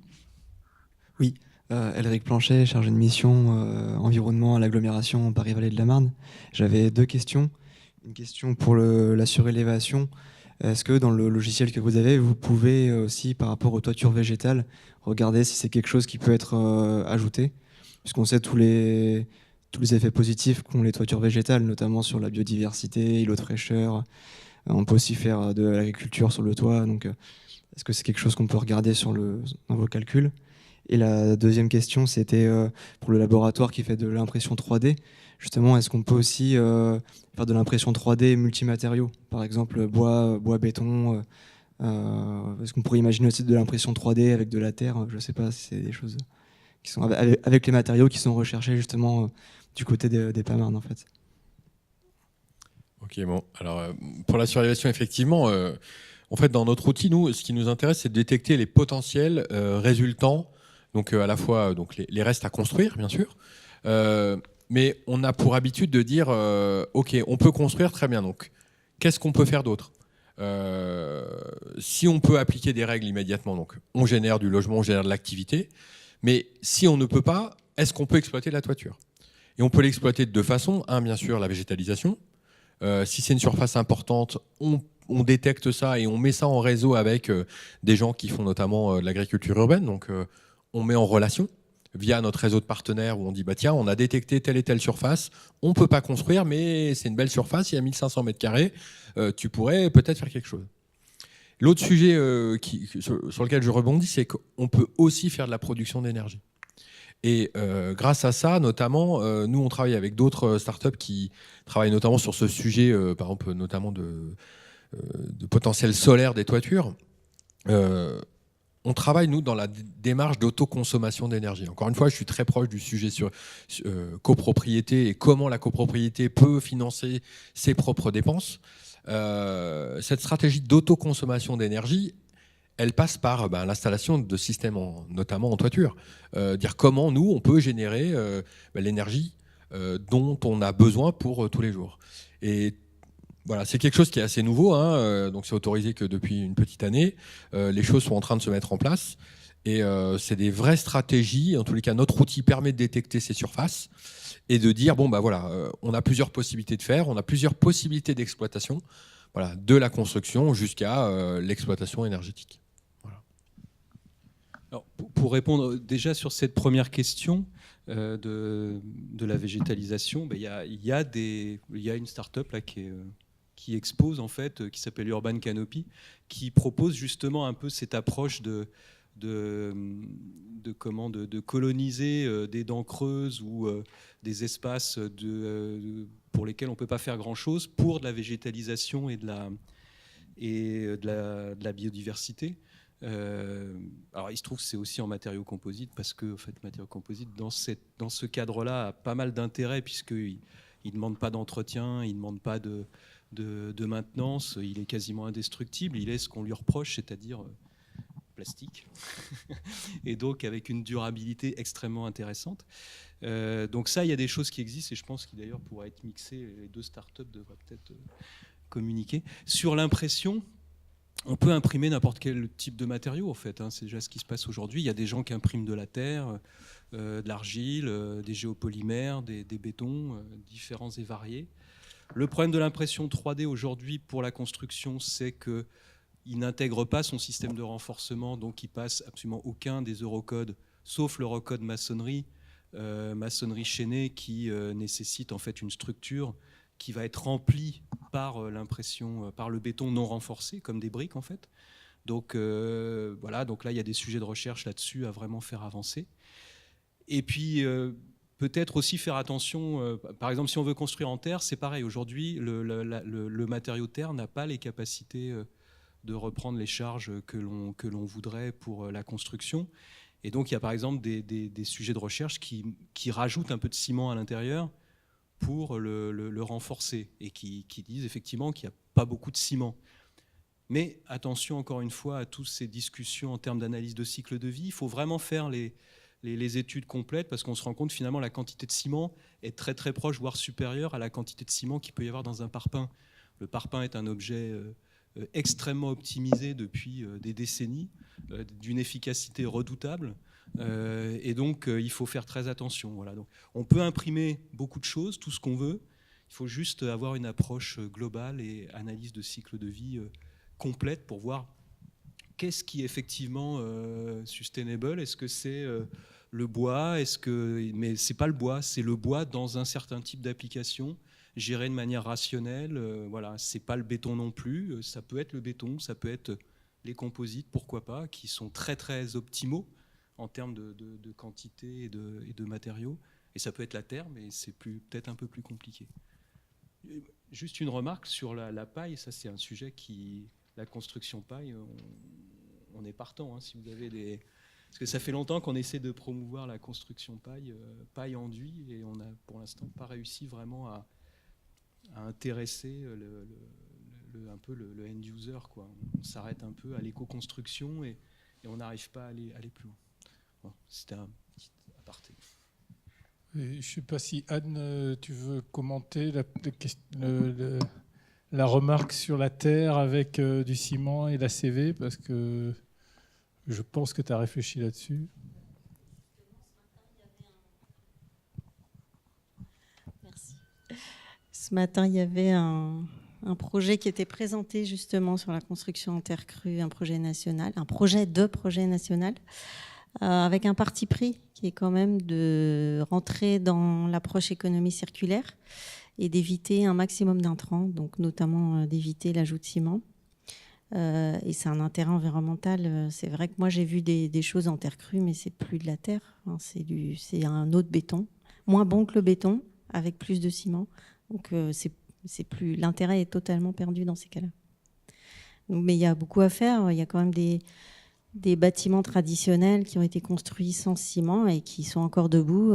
Donc il y a quand même des performances mécaniques. Et comme c'est un matériau variable, je pense qu'il y a encore beaucoup à développer pour s'adapter aux matériaux qu'on trouve. C'est un peu l'état d'esprit, en tout cas, économie circulaire. Et la ressource est immense. 2/3 des déchets du BTP en Europe. 5 tonnes par an, par habitant. Merci. Il y avait devant une question. Quelqu'un qui voulait poser une question. Yves Pommier. Question culturelle, pour changer. Quand on parle de matériaux et de nouvelles pratiques, on parle dans la pensée française d'expertise, automatiquement. Nos amis allemands, nos amis américains sont moins contraints que nous là-dessus. Et par exemple, les programmes qu'il y a pour permettre à monsieur tout le monde de faire maîtrer un petit peu son appartement viennent de l'étranger et viennent de ces pays-là. Hein. Même chose sur l'expérience de matériaux pour la construction. Dans ces pays-là, des citoyens lambda disent à des ingénieurs qui en tiennent compte qu'ils ont réussi à faire des choses intéressantes, hein, en particulier pour les matériaux composites, hein, ils s'amusent beaucoup à le faire, c'est très américain là-dessus. Donc je trouve qu'au fur et à mesure qu'on se qualifie, on devrait, dans ces domaines très difficiles que sont les matériaux et leur mise en œuvre, profiter d'une science qui n'est pas incluse dans nos formations, qui est la science des gens de Monsieur Tout-le-Monde, en fait. Et je crois qu'on est arrivé à ce moment où on pourrait se permettre le luxe, quand même. Je ne sais pas ce que vous en pensez. Je ne sais pas si j'ai bien compris la question. Est-ce que ça a un rapport avec les limites réglementaires qu'on a en France? Est-ce que c'est un peu ça qui est derrière ou pas? Les limites réglementaires sont la conséquence. Mais c'est d'abord des gens, monsieur, vous, qui devez peut-être demander aux gens qui vivent à tel ou tel endroit de savoir ce qu'eux en pensent, s'ils ont fait des essais, s'ils sont amusés à faire telle ou telle chose. Et quelquefois, on s'aperçoit qu'on a vraiment une science qui est disponible pour personnes un peu curieuses, quoi, tout simplement. Après, il faut faire beaucoup de travail de réglementation, puisque, comme vous l'avez dit, il n'y a pas de. L'Europe s'oppose à. Enfin, il y a de l'inertie, quoi. C'est vrai, par exemple, pour la construction paille. Ça, c'est clair qu'on n'en est que à de l'autoconstruction. Donc des gens qui ont développé un savoir-faire, une technique, et d'ailleurs qui vient aussi de loin, hein, qui n'est pas nouvelle. Après, c'est vrai que ils sont de bons conseils. D'ailleurs, les gens avec qui on travaillait sur la construction paille, c'était ces gens-là. Il y a un syndicat, en fait, qui est complètement un syndicat professionnel. Enfin, c'est pas un syndicat, je ne sais pas si c'était professionnel, c'est d'autoconstructeurs, donc qui se transmettent leurs expériences et qui font, en général, c'est des chantiers participatifs, parce que personne ne veut construire et prendre la responsabilité de construire. Donc là, il y a tout un savoir-faire qui existe. Nous, on a travaillé un peu avec eux sur justement les aspects transfert thermique, avec des capteurs, on faisait des mesures. C'était assez passionnant de bosser avec ces gens-là d'ailleurs, qui faisaient des choses assez étonnantes. Mais après, ça s'est arrêté parce qu'on savait pas comment aller plus loin en fait, parce qu'il n'y avait pas de réglementation, il n'y avait pas de normes. Ouais. Mais vous avez raison dans le sens où c'est des gens qui... Sur les composites, c'est aussi très... C'est vrai que des bricoleurs, entre guillemets, qui font des choses en composite incroyables, il y en a eu plein dans l'histoire. Alors, ça devient de plus en plus technologique, donc ça devient de plus en plus difficile. C'est-à-dire que maintenant, il faut des moyens que les gens ne peuvent pas avoir. Mais c'est vrai qu'il y a eu tout le début du monde du composite. Ça a été comme ça. Les planches de surf que les gens faisaient dans leur garage, c'est les premiers trucs qui ont existé, qui ont marché, et qui ont ouvert la porte au reste. Donc oui, c'est une remarque... C'est pas très français, ouais, peut-être. Je sais pas si ça répond. En fait, dans la pratique qu'on a, on va dire aussi sur les différents territoires, on se rend compte qu'on a des expériences alors peut-être pas de particuliers, mais au moins des filières professionnelles et d'entreprises qui, par expérience, développent du savoir-faire. Moi, je connais une petite entreprise qui est en région Rhône-Alpes, qui s'appelle Lignatech. Alors, c'est pas le Lignatech de KLH, hein, c'est un autre Lignatech. Et eux, ils ont développé en fait en interne un système de mur bois composite avec à la fois l'isolation, avec un système de bois contre-cloué, en fait, qu'ils ont mis au point par expérience, en fait. Ils ont testé, analysé, mis au point, fait d'abord des maisons individuelles. Et avec eux, on est sur un projet, par exemple, là, de construction via notre cabinet d'architectes, de construction de logements sociaux E+C-. Et ils ont réussi à faire valoir, on va dire, par leur, cette expérience et tout ce travail mené un peu de manière empirique, hein, presque. Donc maintenant, à le refaire, à le faire passer en avis technique et être capable derrière de participer à un projet E+C-, où on valorise finalement à la fois le fait que c'est construit à moins de 50 km du lieu du projet, que c'est utilisation des ressources locales, et qui sont capables d'agglomérer, on va dire, dans leur système constructif, tout un tas de ressources qui sont à proximité de chez eux. Et ça, je trouve, c'est effectivement très intéressant. C'est une démarche quasi un peu empirique. Et en fait, ça se passe déjà. C'est-à-dire que dans le quotidien, on se rend compte qu'il faut profiter de toutes ces... Alors moi, je suis très filière professionnelle. Hein. J'adore ça. Je trouve que c'est eux qui m'ont appris mon métier en fait, d'architecte. C'est les professionnels. C'est eux qui, par l'expérience, par le faire, nous ont appris à bien le faire. Et c'est vrai que c'est... Je suis assez sensible à votre question parce que je trouve que c'est vraiment souvent les premiers territoires d'innovation. Alors bien sûr, il y a la recherche fondamentale, il y a tout ça, bien sûr. Mais au quotidien, pour répondre à des problèmes spécifiques, et voilà, on va dire cette entreprise, elle s'est posé les questions tout de suite en disant bon, j'ai ça à dispo, comment je peux faire autrement que de faire du mob? Comment je peux améliorer mon système de plancher? Comment je peux faire du composite? Alors il l'a bricolé hein, au départ, hein. Il a assemblé des poutres, il a des madriers, il les a assemblés les uns avec les autres, il les a serrés avec une tige filetée. Enfin voilà, il a fait de l'expérience pure et dure. Et puis finalement, il a fait après une expérience de collage, de mixité bois-béton, et ainsi de suite, et ainsi de suite. Voilà. Et je pense qu'il faut faire confiance à toutes ces filières professionnelles qui finalement sont assez riches. Et je pense qu'ils sont, dans leur ADN, ils ont déjà ça, quoi. Voilà. En fait, je m'aperçois que ce qui aurait été bien, c'est qu'il y ait quelqu'un du CSTB dans notre panel, parce que quand même, il y a un aspect réglementaire, assurance de ce qu'on construit qui est très fort en France. Et nous, on voit bien, même avec des grosses entreprises et des gros chantiers, dès qu'on parle à sortir de la norme, voilà, ça commence à réfléchir et comment on va faire, quoi. Et donc, il y a vraiment un gros frein, en tout cas une difficulté, et je pense que pour un particulier, c'est impossible de passer au-dessus, quoi. Une filière, elle arrive à s'organiser, à avoir des avis techniques, mais un particulier qui doit avoir un avis technique, je ne sais pas comment il fait, quoi. Donc les gens qui ont construit leur maison avec de la paille, s'il n'y a pas d'avis technique, ça veut dire qu'il n'y a pas d'assurance, quoi. Donc ils prennent le risque. Après, un maître d'ouvrage, il fait ce qu'il veut, hein. Si vous voulez construire votre maison comme vous voulez, vous pouvez, mais vous ne serez pas assuré, quoi. Voilà, c'est tout. Donc ça, c'est une question. Il n'y a personne du CSTB dans la salle ? Dommage. Bon, alors... je vais faire, nous, on voit des gens arriver régulièrement qui ont, évidemment, qui disent j'ai une super idée, voilà ce que c'est. Ouais. Il y a des fois où on arrive à leur répondre, il y a des fois où effectivement on les assomme parce que même si l'idée est bonne, si on vient nous voir, évidemment, c'est pour avoir la caution technique. La caution technique demandée par qui? Demandée par le système d'assurance. Enfin là, nous, effectivement, on fait partie du système, même si des fois on se dit oui, effectivement, son idée elle est peut-être bonne, on est peut-être même personnellement convaincu, mais on va le tuer avec un devis qui représenterait 10 ans de son chiffre d'affaires actuel. Parce que il faut savoir, c'est pas que c'est bien ou que c'est pas bien, mais il faut qu'on sache si effectivement dans 10 ans, ça tient toujours ses performances structurelles. Les migrations d'humidité, la tenue des assemblages, enfin, effectivement, après, il se pose beaucoup de questions. Hein.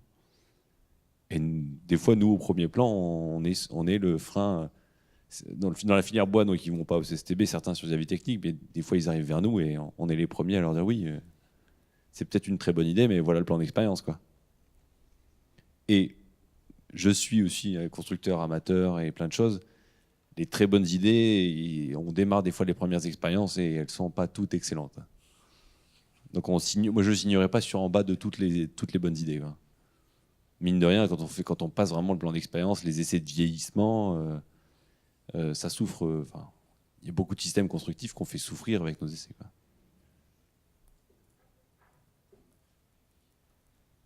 Alors Philippe, à toi.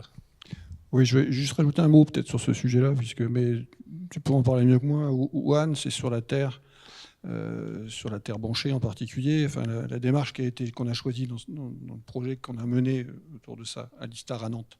Excusez-moi, je suis à l'ISTAR et je suis à Nantes. Et donc, il y a eu tout un travail qui a été fait par des chercheurs chez nous, qui a consisté vraiment à aller interroger les constructeurs, les maçons, les artisans qui construisent encore aujourd'hui des maisons en terre, en région Bretagne, pour récupérer leur savoir-faire, pour le récupérer pas pour le vendre à notre profit, mais pour le traduire, si possible, en termes d'essais un peu plus normalisés. Une terre à bancher, toutes les terres ne conviennent pas. Comment on sait qu'une terre à bancher convient? Le maçon du coin il sait, ou l'artisan du coin il sait, laquelle va bien aller. Après, comment on traduit ça en termes mécaniques et en termes d'essais qui permettraient de déterminer si une terre qu'on va trouver en Seine-et-Marne, elle va être apte à faire des banches de terre pour faire des maisons. Voilà, c'est vraiment cette démarche-là d'aller interroger les gens, les artisans, ceux qui savent, les vrais, ceux qui construisent avec, et de récupérer cette information pour en faire quelque chose d'utilisable plus largement et de la transférer ailleurs, parce que la Bretagne, les terres de Bretagne ne sont pas tout à fait les mêmes terres que celles de Seine-et-Marne. Voilà, c'est donc là-dessus, mais on a des gens ici qui pourront en parler beaucoup mieux que moi. En fait, moi, j'avais quand même une question ou deux. Une question sur la construction bois. Alors, on a à Nantes un très beau bâtiment, moi que je trouvais très beau, en R+4, qui doit être entièrement en bois, qui est le bâtiment d'Atlan-Bois. J'apprends qu'on est en train d'envisager des R+11, des choses comme ça. Alors, entièrement en bois, je ne sais pas. 100% bois, peut-être pas. Aujourd'hui, on en est où, grosso modo, dans le courant? Qu'est-ce qu'on fabrique en bois comme bâtiment? Quelle hauteur? Quel niveau? Et puis, j'ai une question aussi sur le modèle économique du bois, qu'on n'a pas du tout évoqué. Quel intérêt, indépendamment des intérêts écologiques, environnementaux, comme disait Jean-François, qui peut-être dépendent un peu de l'endroit où on est et de ce qu'on fait. Économiquement, qu'est-ce que c'est quelle est la valeur du bois? Quel est le modèle économique derrière? Alors, première question, on en est sur les projets. Il y a des projets qui sont annoncés de très très très grande hauteur. Voilà, les Japonais qui veulent annoncer des 350 mètres de haut. R+11, je crois qu'actuellement, dans ce qui s'est fait ou de ce qui se fait, c'est à peu près l'ordre de grandeur. De mémoire, je crois que c'est 11, peut-être 15. Voilà. Et ça va. Il y a de tout. Il y a du tout bois, il y a du mixte, il y a du multimatériau. Bois, béton et acier également. Si on fait un noyau béton, il n'y a aucune limite. Après, sur les pots, effectivement, il n'y a pas de limite. Hein. Mais même les planchers, on fait un noyau béton et puis des planchers bois. C'est ce qu'on voit souvent apparaître, les fameuses cages d'escalier qui font les noyaux béton et ensuite le bois. Bon, après, même en façade, ça peut poser d'autres problèmes quand même, mais sur l'ordre de grandeur, c'est ça, c'est 15, mais bon, dans les tiroirs, il y a beaucoup de projets qui sont en cours, beaucoup plus haut. Voilà. En France, on ira pour l'instant jusque 50 mètres et on verra après. Modèle économique, un peu difficile de répondre. Vous entendez quoi par le modèle économique? Qu'est-ce qui... Pourquoi on construit en bois? Est-ce qu'il y a un intérêt économique à construire en bois? Est-ce qu'il y a un intérêt... pour ceux qui le fabriquent, évidemment, pour les sylviculteurs encore plus. Pour le maître d'ouvrage. Enfin, après, plus on avance dans la réglementation, on a eu un gain avec la réglementation thermique, parce qu'on a un avantage inhérent au bois, et plus on avance dans les critères environnementaux, et plus on a un gain également. Voilà, après il y a la filière, la partie dans le bois, forêt, bois, la partie construction reste encore un petit consommateur de bois. Hein. Dans les proportions, ça reste une petite partie de consommation du bois. Sur la question l'aspect relatif au modèle économique, pour partager juste notre retour d'expérience, nous en 2015, quand on s'est dit on y va sur le bois, bien sûr il y avait l'aspect environnemental carbone, et pour nous il y avait un aspect économique. On n'y est pas encore arrivé, mais on l'avait identifié quand même en se disant, bon, a priori, la France, c'est 90% de béton. Je ne sais pas si c'est une bêtise, mais bon, c'est en grande majorité du béton et puis 10% de bois. Dans le béton, il y a du sable et du gravier. A priori, il y a de la tension sur ces ressources-là. Donc, cette ressource-là va peut-être se renchérir. Et en se renchérissant, le coût de construction va peut-être se renchérir. Et si le coût de construction se renchérit, le prix de sortie pour l'acquéreur, potentiellement, peut se renchérir. Donc nous, en tant qu'aménageurs, on s'est dit, bon, on a un volume qui est quand même de 2000 à 3000 logements par an. Si on veut anticiper par rapport aux futurs acquéreurs du territoire ce non-renchérissement du coût des logements sur tout ce qui est programme résidentiel, alors il faut miser sur un matériau renouvelable. Ça a été ça, la réflexion. Il se trouve qu'on ne le vérifie pas dans les faits. Nous, donc, depuis 3 ans, là, on voit bien que l'équation économique pour les promoteurs ou bailleurs sur le mix bois-béton, pas de problème. Ça semble quasi transparent pour eux. Ils y vont sans trop se gratter la tête. Pour certains, quand même, en fonction de leur niveau de connaissance sur la construction bois, ils peuvent essuyer des surcoûts, hein, que du coup, nous, on observe à plus 5, voire plus 20%. Sur leurs opérations. On n'arrive pas encore à dégager finement parce que quand vous posez la question à l'opérateur, il mélange les choux et les carottes. Enfin, il n'y a pas que du bois, quoi. Il y a l'aspect E2, E3, C2, j'en sais rien. Il y a d'autres aspects sur le projet qui font qu'il en arrive à ce surcoût-là. Mais nous, sur toutes les opérations qu'on rend possibles, on n'observe pas un coût équivalent entre le béton et le bois. Il y a toujours un léger surcoût à la construction bois, bien sûr, quand c'est bien anticipé, quand il y a les compétences. Alors nous, on a beaucoup favorisé la conception-réalisation, par exemple, dans les types de montage, alors que jusqu'à présent, sur le béton, on était souvent en conception, puis consultation des entreprises et puis travaux. Même quand c'est anticipé, on observe sur notre territoire encore un léger surcoût, et on sait, nous, la façon de l'appréhender, c'était de se dire il faut booster la commande pour essayer de tasser les prix. Bon, après, ça, c'est un engagement qui doit être national. Nous, on sait afficher 60 000 m² par an, donc ça donne un effet d'annonce de carnet de commandes pour scieries, si les scieries françaises contribuent, pour les constructeurs, enfin pour toute la chaîne de valeur. Peut-être que si tous les gros donneurs d'ordre se donnent un objectif moyen-long terme, ça permettra peut-être d'aider à tasser les prix. Mais voilà, malheureusement, l'outil industriel s'optimise. Avec des choses comme ça, évidemment, on s'optimise. Et l'outil industriel plus il grossit, plus il fait des gains. Mais la forêt subit une grosse pression. C'est-à-dire qu'on a un matériau qui, malheureusement, se renchérit parce que la pression internationale est extrêmement forte sur le bois. Voilà. Alors, sur les bois de construction, là, on est sur les résineux, mais sur d'autres domaines, sur les chaînes, des choses comme ça, il y a une pression chinoise qui est extraordinaire, avec des exigences qualité beaucoup plus faibles. Alors, nous, notre travail en interne également, c'est aussi de réfléchir de nouvelles essences, d'optimiser les volumes de bois utilisés. On cherche, un peu paradoxalement, à en utiliser le moins possible, au meilleur moment, au meilleur endroit. complément, juste, nous on est finalement au bout de la chaîne, finalement on réalise, donc on voit vraiment ça de près. Et des fois on se pose la question de dire, ok, on utilise le bois pour dire voilà avec toute l'exigence carbone et ainsi de suite, mais quand on fait venir des panneaux d'Autriche par camion, il y a des moments où j'avoue que c'est un peu complexe, quoi. On se pose quand même la question de l'intérêt de ça. C'est des panneaux en plus qui sont pleins de colle. Voilà, à force, on se dit ok, ben voilà, donc on est content que la filière, notamment française, se structure, qu'on est sur des expériences de projets où, on va dire, il y a des vraies démarches on va dire, environnementales et surtout de produits avec une efficacité. Moi, je suis toujours partant pour dire, on va en utiliser le moins possible. C'est quand même ça l'enjeu, quoi. Faire en sorte qu'on soit efficace. Et c'est vrai que ça, c'est... Enfin, en tous les cas, moi, c'est un peu le frein. On a expérimenté, hein, bien sûr, hein, ces fameux panneaux contre... Ils ont... Alors, moi, il m'intéressait parce que justement, on parlait tout à l'heure en off du côté des matériaux qui étaient en... Comment vous m'avez appelé ça? Les matériaux qui se mettent en place, qui ont une cinématique qui ne peuvent pas se... Assemblage non séquentiel, voilà. Je trouve ça, c'est des démarches qui, pour l'avenir, sont extrêmement intéressantes parce qu'elles pourraient permettre d'affiner encore les matériaux, de peut-être les rendre encore plus optimum, et du coup peut-être de développer des technologies qui pourraient répondre à voilà, de nouveaux usages. Donc pourquoi pas le bois dans une technique comme ça? C'est vrai que la construction bois est très déjà robotisée, très numérisée.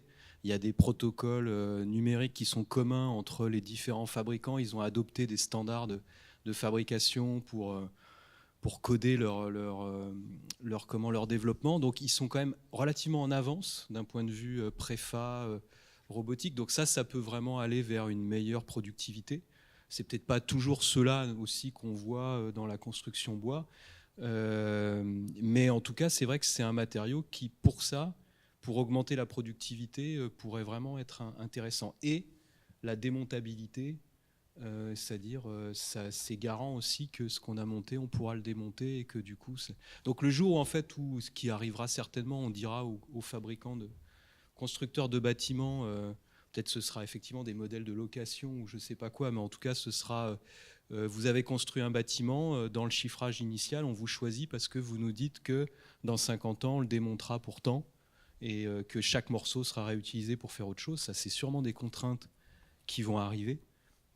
Parce que fabriquer des énormes monolithes en béton qu'on ne sait pas détruire, qu'on ne sait pas démonter autrement qu'en les réduisant en petits morceaux, ça, sûrement, ce n'est pas soutenable et ça ne durera pas. Et donc le bois, lui, à mon avis, il est dans les starting blocks pour être quand même nous, on essaie de faire ça aussi pour le béton, mais c'est quand même, à mon avis, c'est plus facile avec le bois qu'avec le béton, quoi. Il y a toujours une valorisation énergétique qu'on essaye de retarder le plus possible, mais au final, ça reste encore l'usage final. On finit par le brûler, quoi. On a même sur les produits bois, on les recycle, on les réintègre, mais comme n'importe quel matériau, on a rarement que du bois, donc au final, on n'arrive jamais à le réintégrer indéfiniment. Voilà. Autre avantage, on parlait de la ville, c'est vrai que je n'en ai pas parlé, notamment sur les immeubles grande hauteur, dans les hypercentres. C'est énormément de préfa, c'est une filière sèche, donc on monopolise très peu de surface au sol. C'est des roulements très rapides, c'est des montages extrêmement rapides, donc l'impact quartier est très faible, très très faible. Juste pour ma part, une dernière question. Là, on parle beaucoup des matériaux d'aujourd'hui, de demain matin, de demain après-midi. Qu'est-ce qu'il en est de plus tard, d'après nouveaux matériaux, nouveaux procédés constructifs, biomimétisme, des choses comme ça? Biomimétisme? Est-ce que je vous parle des abeilles? Non, je ne vais pas parler de ça aujourd'hui, mais est-ce qu'il y en a qui veulent parler donc des techniques d'après-demain? Je crois que le truc le plus... Je ne sais pas s'il y aura vraiment des nouveaux matériaux, mais c'est le multimatériau, à mon avis, qui est... Moi, je suis persuadé que c'est l'association de plein de matériaux différents qui, peut-être, qui sont aujourd'hui classiques, mais qu'on sera obligé de modifier un peu pour qu'ils soient compatibles avec d'autres, qui feront l'innovation. Et puis les matériaux architecturés. Ça, c'est clair que peut-être que là, l'impression 3D peut apporter quelque chose dans fabriquer de la structuration du matériau grâce à des procédés additifs qu'on ne peut pas imaginer aujourd'hui par soustractif, par usinage ou par ce genre de choses. Donc il y a beaucoup de gens qui travaillent là-dessus, sur faire des matériaux, par exemple en béton, en terre ou en plastique ou même en acier, en métal, mais qui à l'échelle de la fabrication est architecturé, et donc extrêmement léger, extrêmement fonctionnel, puisqu'on peut rajouter de la fonctionnalité aussi quand on fabrique comme ça le matériau un peu à façon. Donc je pense que c'est plutôt dans les procédés constructifs plus que dans le matériau en lui-même. Enfin, et moi j'ajouterais plus aussi dans on va dire le côté système. Nous, en fait, une des recherches qu'on mène au quotidien, c'est-à-dire comment on peut faire un chantier sans aucune nuisance. Si on adresse le marché de la copropriété, par exemple, on travaille en milieu occupé. Donc en fait, moi j'aimerais un chantier qui dure 3 jours en fait. Est-ce qu'on est en capacité de faire un chantier qui dure 3 jours ? En fait, il y a des gens déjà qui le font, enfin qui s'approchent pas des 3 jours, mais ils sont à 3 semaines par exemple. Comment ça marche ? Pourquoi eux ils y arrivent et pourquoi nous ça dure encore 6 mois ? Donc tous ces sujets-là, en fait, c'est des sujets de système, d'organisation, de méthodologie, de process. Et on se rend compte, nous, on a rencontré une entreprise espagnole qui fait de la surélévation à Barcelone depuis une quinzaine d'années. Et eux, il leur faut environ 8 semaines de fabrication, 3 jours de montage, 1 mois de finition sur site. Et ils vous rajoutent 500 mètres carrés. C'est du délire, c'est hallucinant. Le dernier projet, on est allé les voir. Et eux, ils utilisent un système assez intéressant, un process où ils construisent tout en atelier. Ils construisent la surélévation complète dans leur atelier. Ils la montent, donc c'est un système d'ossature acier, très optimisé, un système de remplissage bois en façade, un système de plancher en bois massif, très intéressant aussi, optimisé au niveau de la portée. Mais ils montent tout, électricité, les fenêtres, jusqu'à la cuisine, le carrelage, tout est monté. Et quelque part, ils démontent les modules et ils les transportent. C'est-à-dire que ce n'est plus une préfabrication liée, on va dire, à des éléments. Le modulaire est issu du fait que uniquement on va le transporter en fait. Et quasiment, le responsable de cette entreprise nous dit nous on construit, derrière on découpe. C'est un peu ça l'idée en fait. Il est dans cet esprit-là. Mais c'est hyper malin parce qu'en fait il a déporté toutes ces problématiques de chantier en atelier. Et il utilise finalement tous les matériaux à leur meilleur endroit, de la meilleure des façons. Et surtout en mettant en place une chaîne de fabrication complète où, quand on va dire, il a les gens qui font l'ossature d'un premier projet, ils enchaînent directement sur le deuxième projet. En fait, c'est une espèce d'industrialisation complète du process qui, aujourd'hui, on va dire, ils ont superposé toutes les tâches. C'est un projet industriel très, très intéressant. Je vous invite à aller voir. Il s'appelle la Casa por el Tejado, la maison sur le toit. C'est vraiment très, très intéressant. Il y a quelques expériences en France de construction modulaire 3D qui arrivent, et moi j'y crois beaucoup parce que ça, encore une fois, ça permet d'améliorer la qualité des constructions. Je reviens sur l'espagnol, mais Johan, lui, il fait les réceptions de chantier dans son atelier. Il fait les réceptions avec ses clients dans l'atelier en disant voilà, la prochaine étape, c'est dans 3 jours, on pose chez vous. C'est hallucinant. Je dis, comment ? Et ça, je trouve que c'est une nouvelle pratique qui utilise justement tous ces nouveaux matériaux. Alors, c'est assez. Il y a à la fois un mix de nouveaux matériaux et en même temps un mix finalement d'ossature acier. Parce que lui, il dit voilà, pour moi, je dois les lever, je les monte à 20 mètres, je prends une grue, je lève, donc il faut que la structure soit indéformable. Et il dit le meilleur que j'ai trouvé jusqu'à présent, c'est mon ossature acier encastrée, ça bouge pas. Voilà. C'est à la fois un peu d'expérience, un peu de pragmatisme, un peu voilà. Et ça, je trouve, ils font preuve d'invention en fait. Ces gens, ils font vraiment preuve d'invention. Donc voilà. Pour compléter par rapport à ta question, Philippe, moi je ne désespère pas quand même qu'il y ait aussi des innovations côté matériaux, côté formulation, côté process. Par exemple, pour les matériaux que je connais, les matériaux cimentaires, de toute façon, si ça ne bouge pas, le ciment, dans 20 ans, c'est mort, quoi. Quand tu regardes l'évolution des coûts CO2, la diminution des quotas, ils vont perdre leurs quotas gratuits, ils vont perdre et le prix du CO2 va monter. Donc, juste économiquement, s'ils ne bougent pas, ça sera plus intéressant de faire du ciment, quoi. Donc, on aura un gros problème parce que je ne suis pas sûr qu'on puisse tout faire en bois d'un coup. ou alors ça sera très cher, quoi. Donc, en fait, on va avoir les mêmes choses qu'actuellement on a avec l'essence, quoi. Donc, à un moment donné, le prix du CO2, il va impacter aussi les matériaux. Et donc, on est obligé de bouger sur les matériaux, notamment le matériau qui est le plus utilisé, qui est le béton, quoi. Donc, si on ne bouge pas sur les matériaux, alors il y a bien sûr tous les aspects dont on a parlé d'industrialisation, où effectivement on n'est quand même pas très bon dans la construction. Mais pour l'instant, quand on regarde l'histoire, en fait, il y a eu plein de fois des tentatives d'industrialisation de la construction, et à chaque fois ça a capoté. Donc ce serait intéressant, moi je ne suis pas en mesure forcément de comprendre pourquoi, mais il y a eu plein de gens évidemment qui ont eu cette idée avant nous, quoi. Bah, clairement, nous on s'est beaucoup intéressé à ce sujet-là, hein.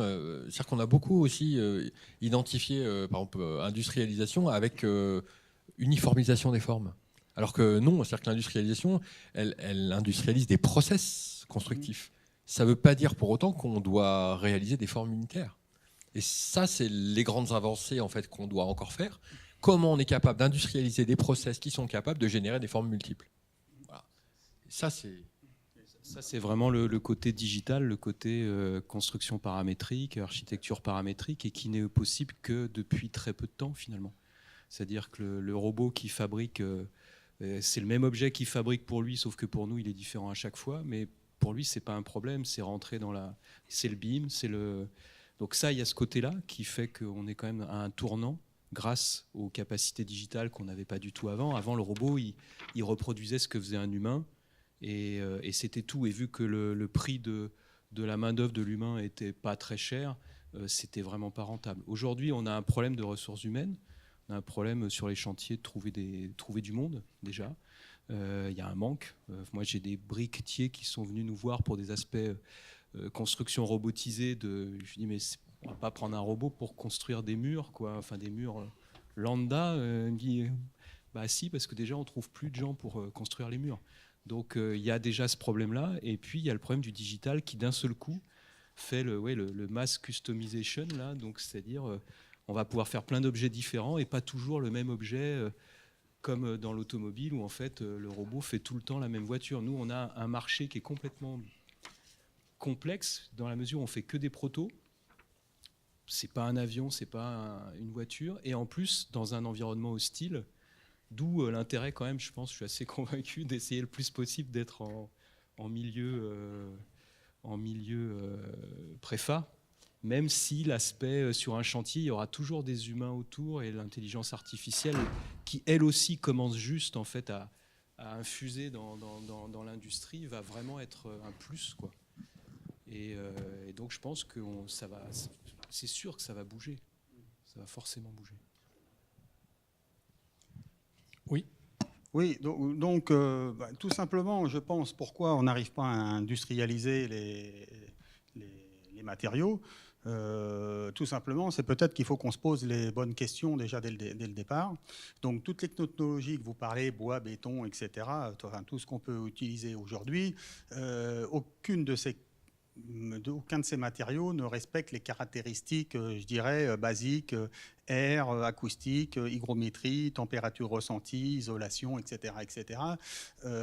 Aucun de ces matériaux, en réalité, est bon pour la construction. Le seul qui serait bon, c'est le chanvre. Le seul qui respecterait toutes les caractéristiques, c'est le chanvre. Donc, bon, il faudra peut-être se poser les bonnes questions. Comment on peut utiliser le chanvre dans la construction avec des bonnes technologies, notamment des bonnes technologies d'industrialisation, de préfabrication, etc. Il faudra peut-être mettre le paquet là-dessus. Et si on dépend aussi, je veux dire qu'il faut... C'est comme tout, c'est l'offre et la demande. Si vous avez un matériau, le bois, qui dépend effectivement du marché X ou Y, c'est sûr que votre maison en bois, du jour au lendemain, elle va prendre 30%. Donc, parce que les Chinois ou les Indiens ou je ne sais qui va vouloir le bois. Donc, il faut créer une réserve. Donc, avec le chanvre, on peut créer, il faut mettre un petit peu d'argent, mais on peut mettre une réserve en disant, tiens, on a 3 ans de réserve de chanvre devant nous. Si le chanvre il pousse moins bien l'année prochaine, on a de la réserve, le prix du marché, ben, il ne va pas augmenter. Enfin, je sais pas, il faut... Voilà, et tant qu'on n'arrivera pas à faire ça, on peut parler 10 ans autour de la table, là, on ne trouvera pas de solution. Donc, il faut vraiment se poser les bonnes questions. Et bon, on peut en reparler, je ne vais pas monopoliser la soirée, mais voilà, il faut vraiment se poser les bonnes questions. Les bonnes questions, c'est déjà d'avoir du stock et d'avoir des bons matériaux pour la construction, qui ne soient pas émettrices de carbone quand on les produit et qui en absorbent quand on les a mis en place. Et vous travaillez pour qui, s'il vous plaît? Je travaille pour moi. Et donc vous c'est êtes pas mal. Non, bon, j'ai d'autres projets, hein, j'ai pas que celui-ci, donc j'ai réfléchi. C'est pour ça que je suis venu ici à la ville à énergie, à inertie positive. Donc déjà, si on veut faire une ville durable, il faut déjà commencer par les murs. Donc il faut déjà avoir peut-être tous les matériaux que vous parlez n'ont pas la qualité de perspirance. Perspirance, c'est laisser passer la vapeur d'eau, voilà, et pas laisser passer l'air. Donc que ce soit le bois, le béton, etc., ils n'ont aucune de ces qualités-là. Et si on n'utilise pas des bons matériaux dès le départ, et ben, l'investissement en énergie renouvelable pour alimenter les bâtiments, ils sont onéreux. Voilà. Et puis comme on a la bonne idée de vouloir faire de l'énergie renouvelable, mettre dans des fils électriques et que 2/3 de l'investissement il perd dans les pertes électriques, c'est pas pour demain qu'on va avoir des bâtiments qui vont consommer au niveau coût qui soit très faible. C'est pas pour demain puisque le modèle n'est pas bon. On essaye de mettre des énergies renouvelables dans des fils électriques alors que c'est pas ça qu'il faut faire. Enfin, je pense quoi. Voilà, il faut essayer de produire de l'énergie autrement qu'avec une énergie qu'on ne sait pas stocker. Il faut déjà se poser la bonne question. Pourquoi produire de l'électricité qu'on ne sait pas stocker? Et même avec l'électrolyse, on a beau nous raconter ce qu'on veut, à 100 euros le mégawatt de stockage, pour qu'il arrive à 20 euros ou à 30 euros, ce n'est pas demain la veille, on n'y arrivera jamais. Donc ce n'est pas la peine de continuer à essayer, on n'y arrivera pas. Donc il faut chercher ailleurs. Et ailleurs, on peut trouver des solutions, mais il faut s'y mettre et il faut comprendre ce qu'on a envie de faire. Alors, sur l'énergie, moi, je ne répondrai pas parce que ce n'est pas du tout mon domaine. Sur les matériaux, il me semble que ce qu'on a dit plusieurs fois, c'est que... le message, on était plusieurs à le porter, que justement, on était... en tout cas, moi, personnellement, je suis tout à fait opposé à une filière à dire c'est mieux de faire tout en béton ou c'est mieux de faire tout en bois ou tout en autre chose. Hein. Et donc, le mariage des matériaux, à mon avis, parce que le béton de chanvre, nous, on teste aussi à l'IFTAR, la résistance arrive à 1 mégapascal. Donc, vous n'allez pas me dire qu'on fait un immeuble de grande hauteur en béton de chanvre. Mais moi, je ne vous ai jamais dit qu'on fait qu'un seul matériau. Hein. Je ne vous ai pas dit ça. Hein. Il faut faire une structure. Il faut faire une structure en béton, en bois, en ferraille, mais c'est le remplissage. C'est le remplissage. Et l'analyse par rapport à pourquoi ça ne décollait pas, alors là, encore une fois, moi, je ne suis pas spécialiste des bétons de chanvre, mais c'était que la filière était quand même assez dispersée et pas du tout organisée comme on voit. Alors, les filières béton, elle est extrêmement organisée, quoi. La filière bois, je pense, elle est aussi très organisée.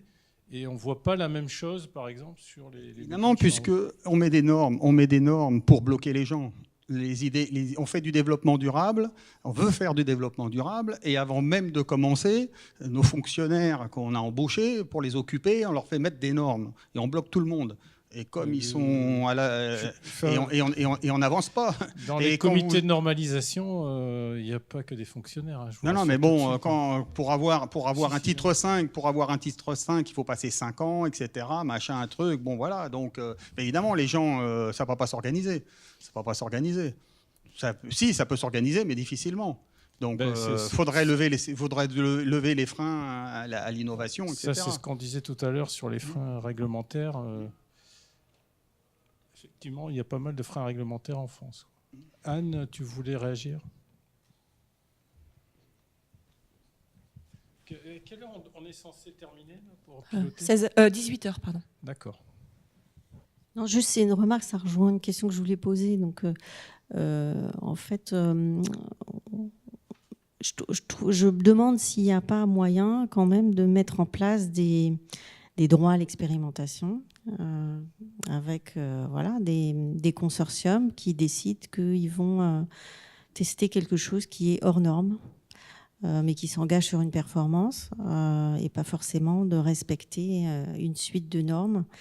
Et je pense que ce serait quand même avec un objectif qui puisse être une vision à long terme d'environnement et de changement climatique, avec des contraintes aussi en économie circulaire. Ça pourrait permettre justement de booster des innovations. Alors, après, je vous passe la parole, mais enfin, moi, je peux témoigner sur le chantier de Châtenay-Malabry dont a parlé Valérie David ce matin. Alors déjà, quand on est arrivé, qu'on a dit ça serait bien de recycler les bétons, déjà les gens de chez FH Construction ont dit mais pourquoi vous voulez recycler les bétons, on va s'embêter. Déjà, dans le cadre normatif. Hein. Donc déjà, bon, ils n'étaient pas très fans. Et puis après, quand on leur a dit, eh ben, mais aussi, ce qu'on pourrait faire, c'est dépasser la norme.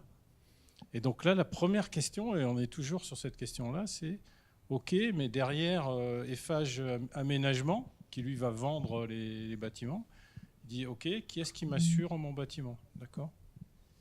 Et donc là, la discussion actuellement, elle est là, quoi. OK, on dépasse la norme, l'entreprise, elle est d'accord, il pousse, il y a la direction développement durable, elle pousse pour ça. Mais derrière, l'aménageur, déjà qu'on l'embête avec nos histoires de recyclage et tout, que lui, il aurait préféré faire un béton classique, il a amené le béton avec les toupies et puis se poser zéro question, quoi. Donc là, déjà, il se pose des questions techniques et en plus, on lui dit « Ah oui, mais vous n'avez pas assuré votre bâtiment. » Donc je vais te dire... alors, je sais qu'il y a eu effectivement... il me semble qu'effectivement, il y a un droit à l'expérimentation qui est passé, mais là, je ne sais pas s'il y a quelqu'un... Ça vient juste, j'ai pas les détails non plus, mais ça vient juste de sortir. Ouais. Il y a une loi qui est sortie pour faire ça. Alors, j'ai pas vu les détails. La norme n'est pas réglementaire. Hein. Donc là, il y a effectivement ce qui est prévu dans la loi, c'est quand vous avez un frein réglementaire, vous pouvez demander à ce que ça soit levé temporairement pour faire l'expérimentation. Mais au final, on a parfaitement le droit d'expérimenter. C'est-à-dire que c'est pas le fonctionnaire dont vous parlez qu'il faut aller voir, c'est l'assureur. Mais oui.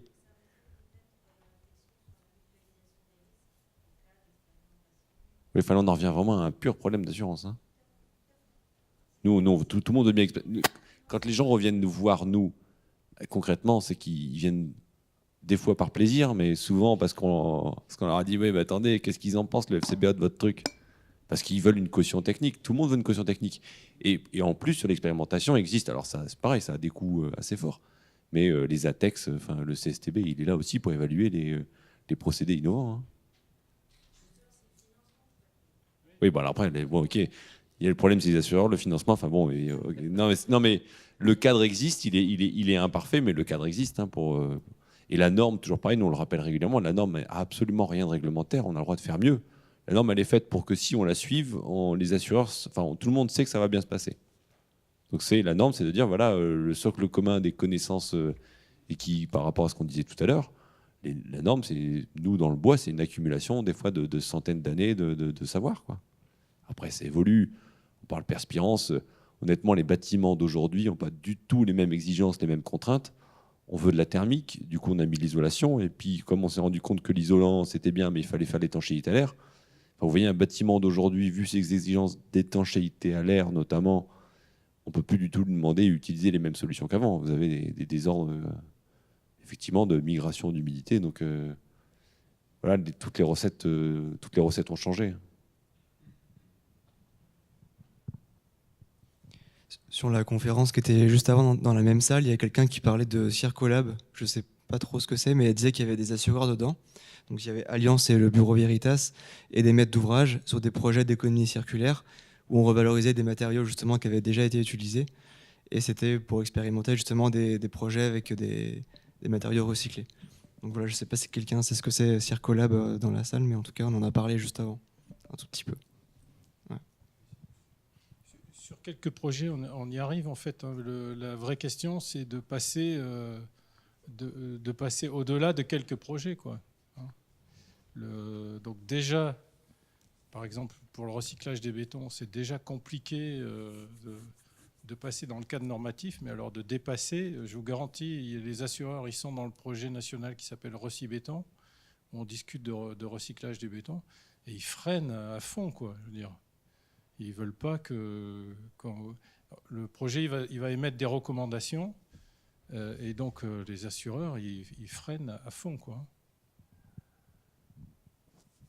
Je suis désolé de le dire. Il n'y a pas d'assureur non plus.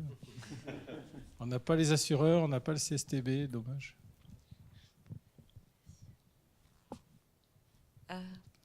Bonjour, j'ai une autre question. Alors, vous avez parlé de la nécessité de nouveaux procédés qui permettent de produire plus efficacement, plus rapidement.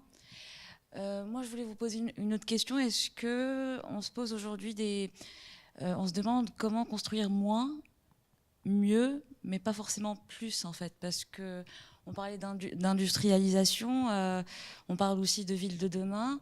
Est-ce qu'aujourd'hui on peut pas, on parle de construction de la filière de bois qui se développe, mais les forêts, c'est une ressource comme toutes les autres ressources naturelles limitées. Est-ce qu'on se pose pas aujourd'hui la question de comment construire en fait mieux, mais pas forcément plus, en rajoutant des étages? Et une dernière question peut-être pour vous, monsieur, du coup. On a parlé d'un futur up.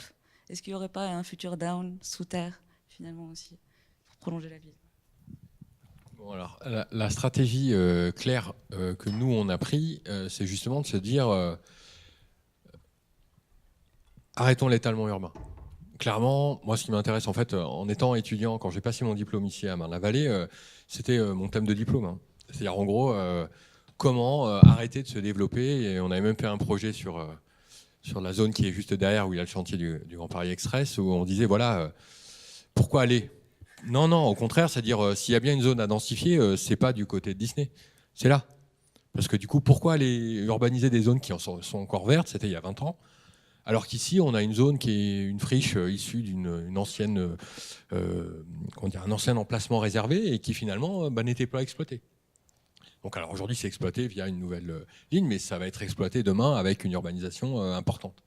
Et finalement, ces foyers de densification, elles permettent de garder des espaces naturels tels qu'ils sont, enfin en tous les cas le plus naturel possible, et d'exploiter des zones qui sont déjà urbanisées. Donc exploiter plus de réseaux, exploiter au mieux les zones. Voilà. Imaginons que là, dans le nouveau territoire, on va dire le nouvel anneau du Grand Paris, dans cet anneau du Grand Paris, on a déjà de quoi remplir les zones qui sont entre quelque part le périphérique et puis on va dire un premier cercle, on va dire qui va de Noisy-le-Grand au nord un peu plus à Saint-Denis, ainsi de suite. Enfin, il y a déjà tout un tas de choses où on a des réseaux, des structures, de l'aménagement qui est déjà fait et où on a une sous-exploitation du bâti existant. Donc nous, notre démarche est vraiment de dire comment on peut exploiter ce bâti existant au mieux, comment on peut le rénover au mieux, et surtout comment on peut le transformer pour qu'il vive un peu plus. Voilà. Donc on est vraiment dans cette démarche-là de dire exploitons ce qui existe déjà, plutôt que d'aller construire ailleurs. Voilà. Donc ça, c'est un premier bout de la réponse. Après, le down... Pardon. À Londres, ils en sont là, ils exploitent les souplex, ils exploitent tout un tas de choses. Franchement, quand vous montez, quand vous levez un tout petit peu les yeux et que vous avez déjà la capacité de voir toutes ces toitures qui sont inexploitées, je pense qu'il est mieux d'aller regarder un tout petit peu. Voilà, c'est un horizon. L'avantage des toitures, c'est que voilà, vous avez un horizon, vous voyez loin en fait, quand vous êtes sur un toit. Et ça, c'est vraiment très agréable. Et moi, je pense que c'est une des possibilités de faire. Alors, encore une fois, nous, dans nos projets, la moyenne des projets, c'est 200, 300, 400 mètres carrés. C'est-à-dire qu'on ne rajoute pas des milliers de mètres carrés. On est là juste pour répondre à des enjeux qui sont souvent petits, mais à force de faire du petit à cet endroit-là, plus un petit, voilà, ça fait 11 500 mètres carrés pour un bailleur social en 6 opérations. Et ça, c'est hallucinant parce que c'est 184 nouveaux logements. 184 nouveaux logements comme ça dans une ville comme Paris, c'est pas anodin. Hein. Il n'y en a pas beaucoup d'opérations comme ça, d'un bloc. Et ça, je pense que c'est une opération. Ça, c'est faire la ville durable. C'est de la faire petite par petite touche, de manière ciblée, en étant meilleur sur la programmation, en utilisant du coup les matériaux à bon escient, au bon endroit, et en ayant cette stratégie d'économie de moyens. Moi, je trouve ça vraiment assez intéressant. Et alors, on parlait de la technique. La technique, elle nous aide à ça. Elle nous aide par l'intégration, on va dire, de nouveaux procédés. La data, elle nous aide à mieux analyser, à mieux comprendre, à mieux cibler. Voilà, moi, je pense que c'est une démarche assez vertueuse. Ouais. Il y avait quand même la question d'effet de densification. Je comprends le bâtiment, mais si par exemple tous les bâtiments d'un quartier, on les surélève tout d'un coup, ça pose jamais le quand cas. même quelques problèmes dans la vie du quartier, non? Encore une fois, ce qui est intéressant dans la construction, en tout cas en France, c'est qu'on est lié à des règles de plans locaux d'urbanisme. Ces plans locaux d'urbanisme, en fait, nous, ce qu'on fait, c'est qu'on exploite juste ce qui n'est pas construit, en fait. Ce qui est réglementaire. On n'est pas là pour casser les règles. On n'est pas là pour aller au-delà des règles. On est là juste pour dire, vous avez vu que vous n'avez pas exploité un truc que vous auriez pu exploiter? C'est juste ça, en fait. Et c'est là aussi où on n'est pas dans une démarche où on va tout uniformiser, ou au contraire, non. Il y a beaucoup de nos clients, par exemple, qui viennent nous voir en disant « Ah tiens, j'ai un immeuble, là, il y a encore un reste à construire. » Et on dit « Ouais, mais de par sa configuration, de par le fait, par exemple, qu'il ait un comble habité, on lui dit « Ça va être compliqué. Ça va être compliqué, et peut-être que ce n'est pas le bon endroit pour le faire. » Ou alors parce qu'il a une inscription patrimoniale. Voilà, un toit, on va dire un immeuble haussmannien, il n'a pas vocation à être surélevé, puisque en fait, c'est un objet terminé. C'est-à-dire qu'il a été construit dès son origine avec une partie basse, des commerces, une exploitation de niveau et puis une toiture. Donc c'est un objet qui est déjà fini dans la ville. Exploitons déjà tout ce qui n'est pas fini, c'est-à-dire, entre guillemets, j'appelle ça, tous les immeubles toit-terrasse qu'on a construits, on va dire, dans une logique strictement économique. Tiens, si on faisait la dernière couche là, si on faisait la couche du 21e siècle en intégrant les énergies renouvelables, en intégrant les espaces et toitures végétalisées, voilà, ça peut être notre contribution et ça, c'est intéressant. Voilà. Peut-être une dernière question, on est arrivé au bout là, je crois. Oui, peut-être une question à l'absent du jour, peut-être aussi que vous pourrez répondre, sur les matériaux et sur la science des matériaux. On voit bien qu'on veut recycler le béton ou recycler... quand on a affaire à des matériaux hétérogènes, on se retrouve avec un problème théorique de calcul de matériaux qui est assez chiant. Je viens de la mécanique automobile. Nous, on utilisait la méthode des éléments finis et je vois que cette méthode des éléments finis est la seule qui existe. Il n'y a pas de concurrence sauf l'empirisme, quoi. Donc, est-ce que vous avez autour de vous des gens qui vous posent cette question de cette limite qu'on s'impose par la théorie avec cette méthode des éléments finis?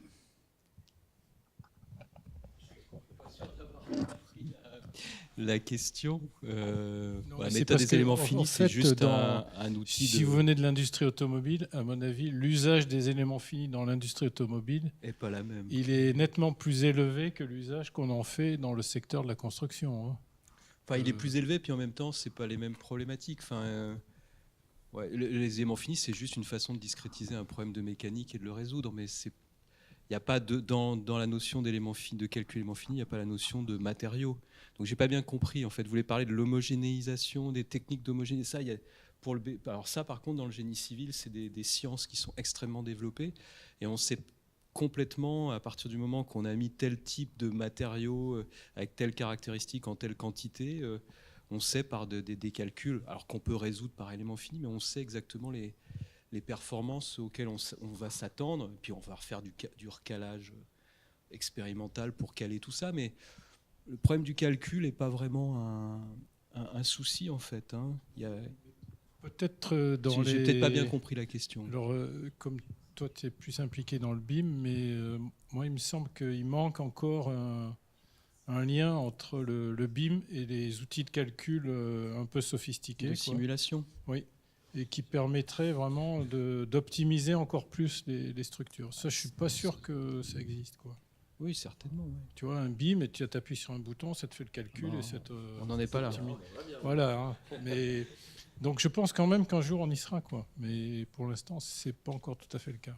Ça oublie, on oublie quand même aussi un sujet là-dedans, c'est que, par exemple, les structures en béton sur lesquelles on travaille, quand elles sont bien conservées, en fait, le vieillissement fait qu'on améliore la performance. Et ça se bonifie en fait avec le temps. C'est-à-dire le béton, il devient plus solide. En fait. Donc, pas toujours, mais voilà. Mais en général, dans les expériences qu'on a eues, en fonction de leur état de conservation, on a quand même des bénéfices. Et donc du coup, quand on refait la descente de charge, après avoir fait les tests labo, on est capable d'appliquer, on va dire, des coefficients supérieurs. Le reassessment, c'est une grosse partie de... Et les futurs codes de construction, ils vont intégrer la réévaluation des immeubles existants, en fait. Oui. Mais malheureusement, ce n'est pas toujours favorable, malheureusement. Je crois qu'on est obligé de s'arrêter là. Et donc, je remercie tous les orateurs. J'espère que vous avez pu poser les questions que vous souhaitiez poser. J'espère qu'on n'a pas fait juste du remplissage, que c'était quand même intéressant toute notre discussion. Enfin, moi, j'ai trouvé ça intéressant en tout cas. Si je regarde, quand moi j'ai commencé quand j'étais à l'école, c'était la belle vie parce que c'était juste le béton, c'était juste la résistance en compression et puis combien ça coûte, quoi. Et puis c'était parti.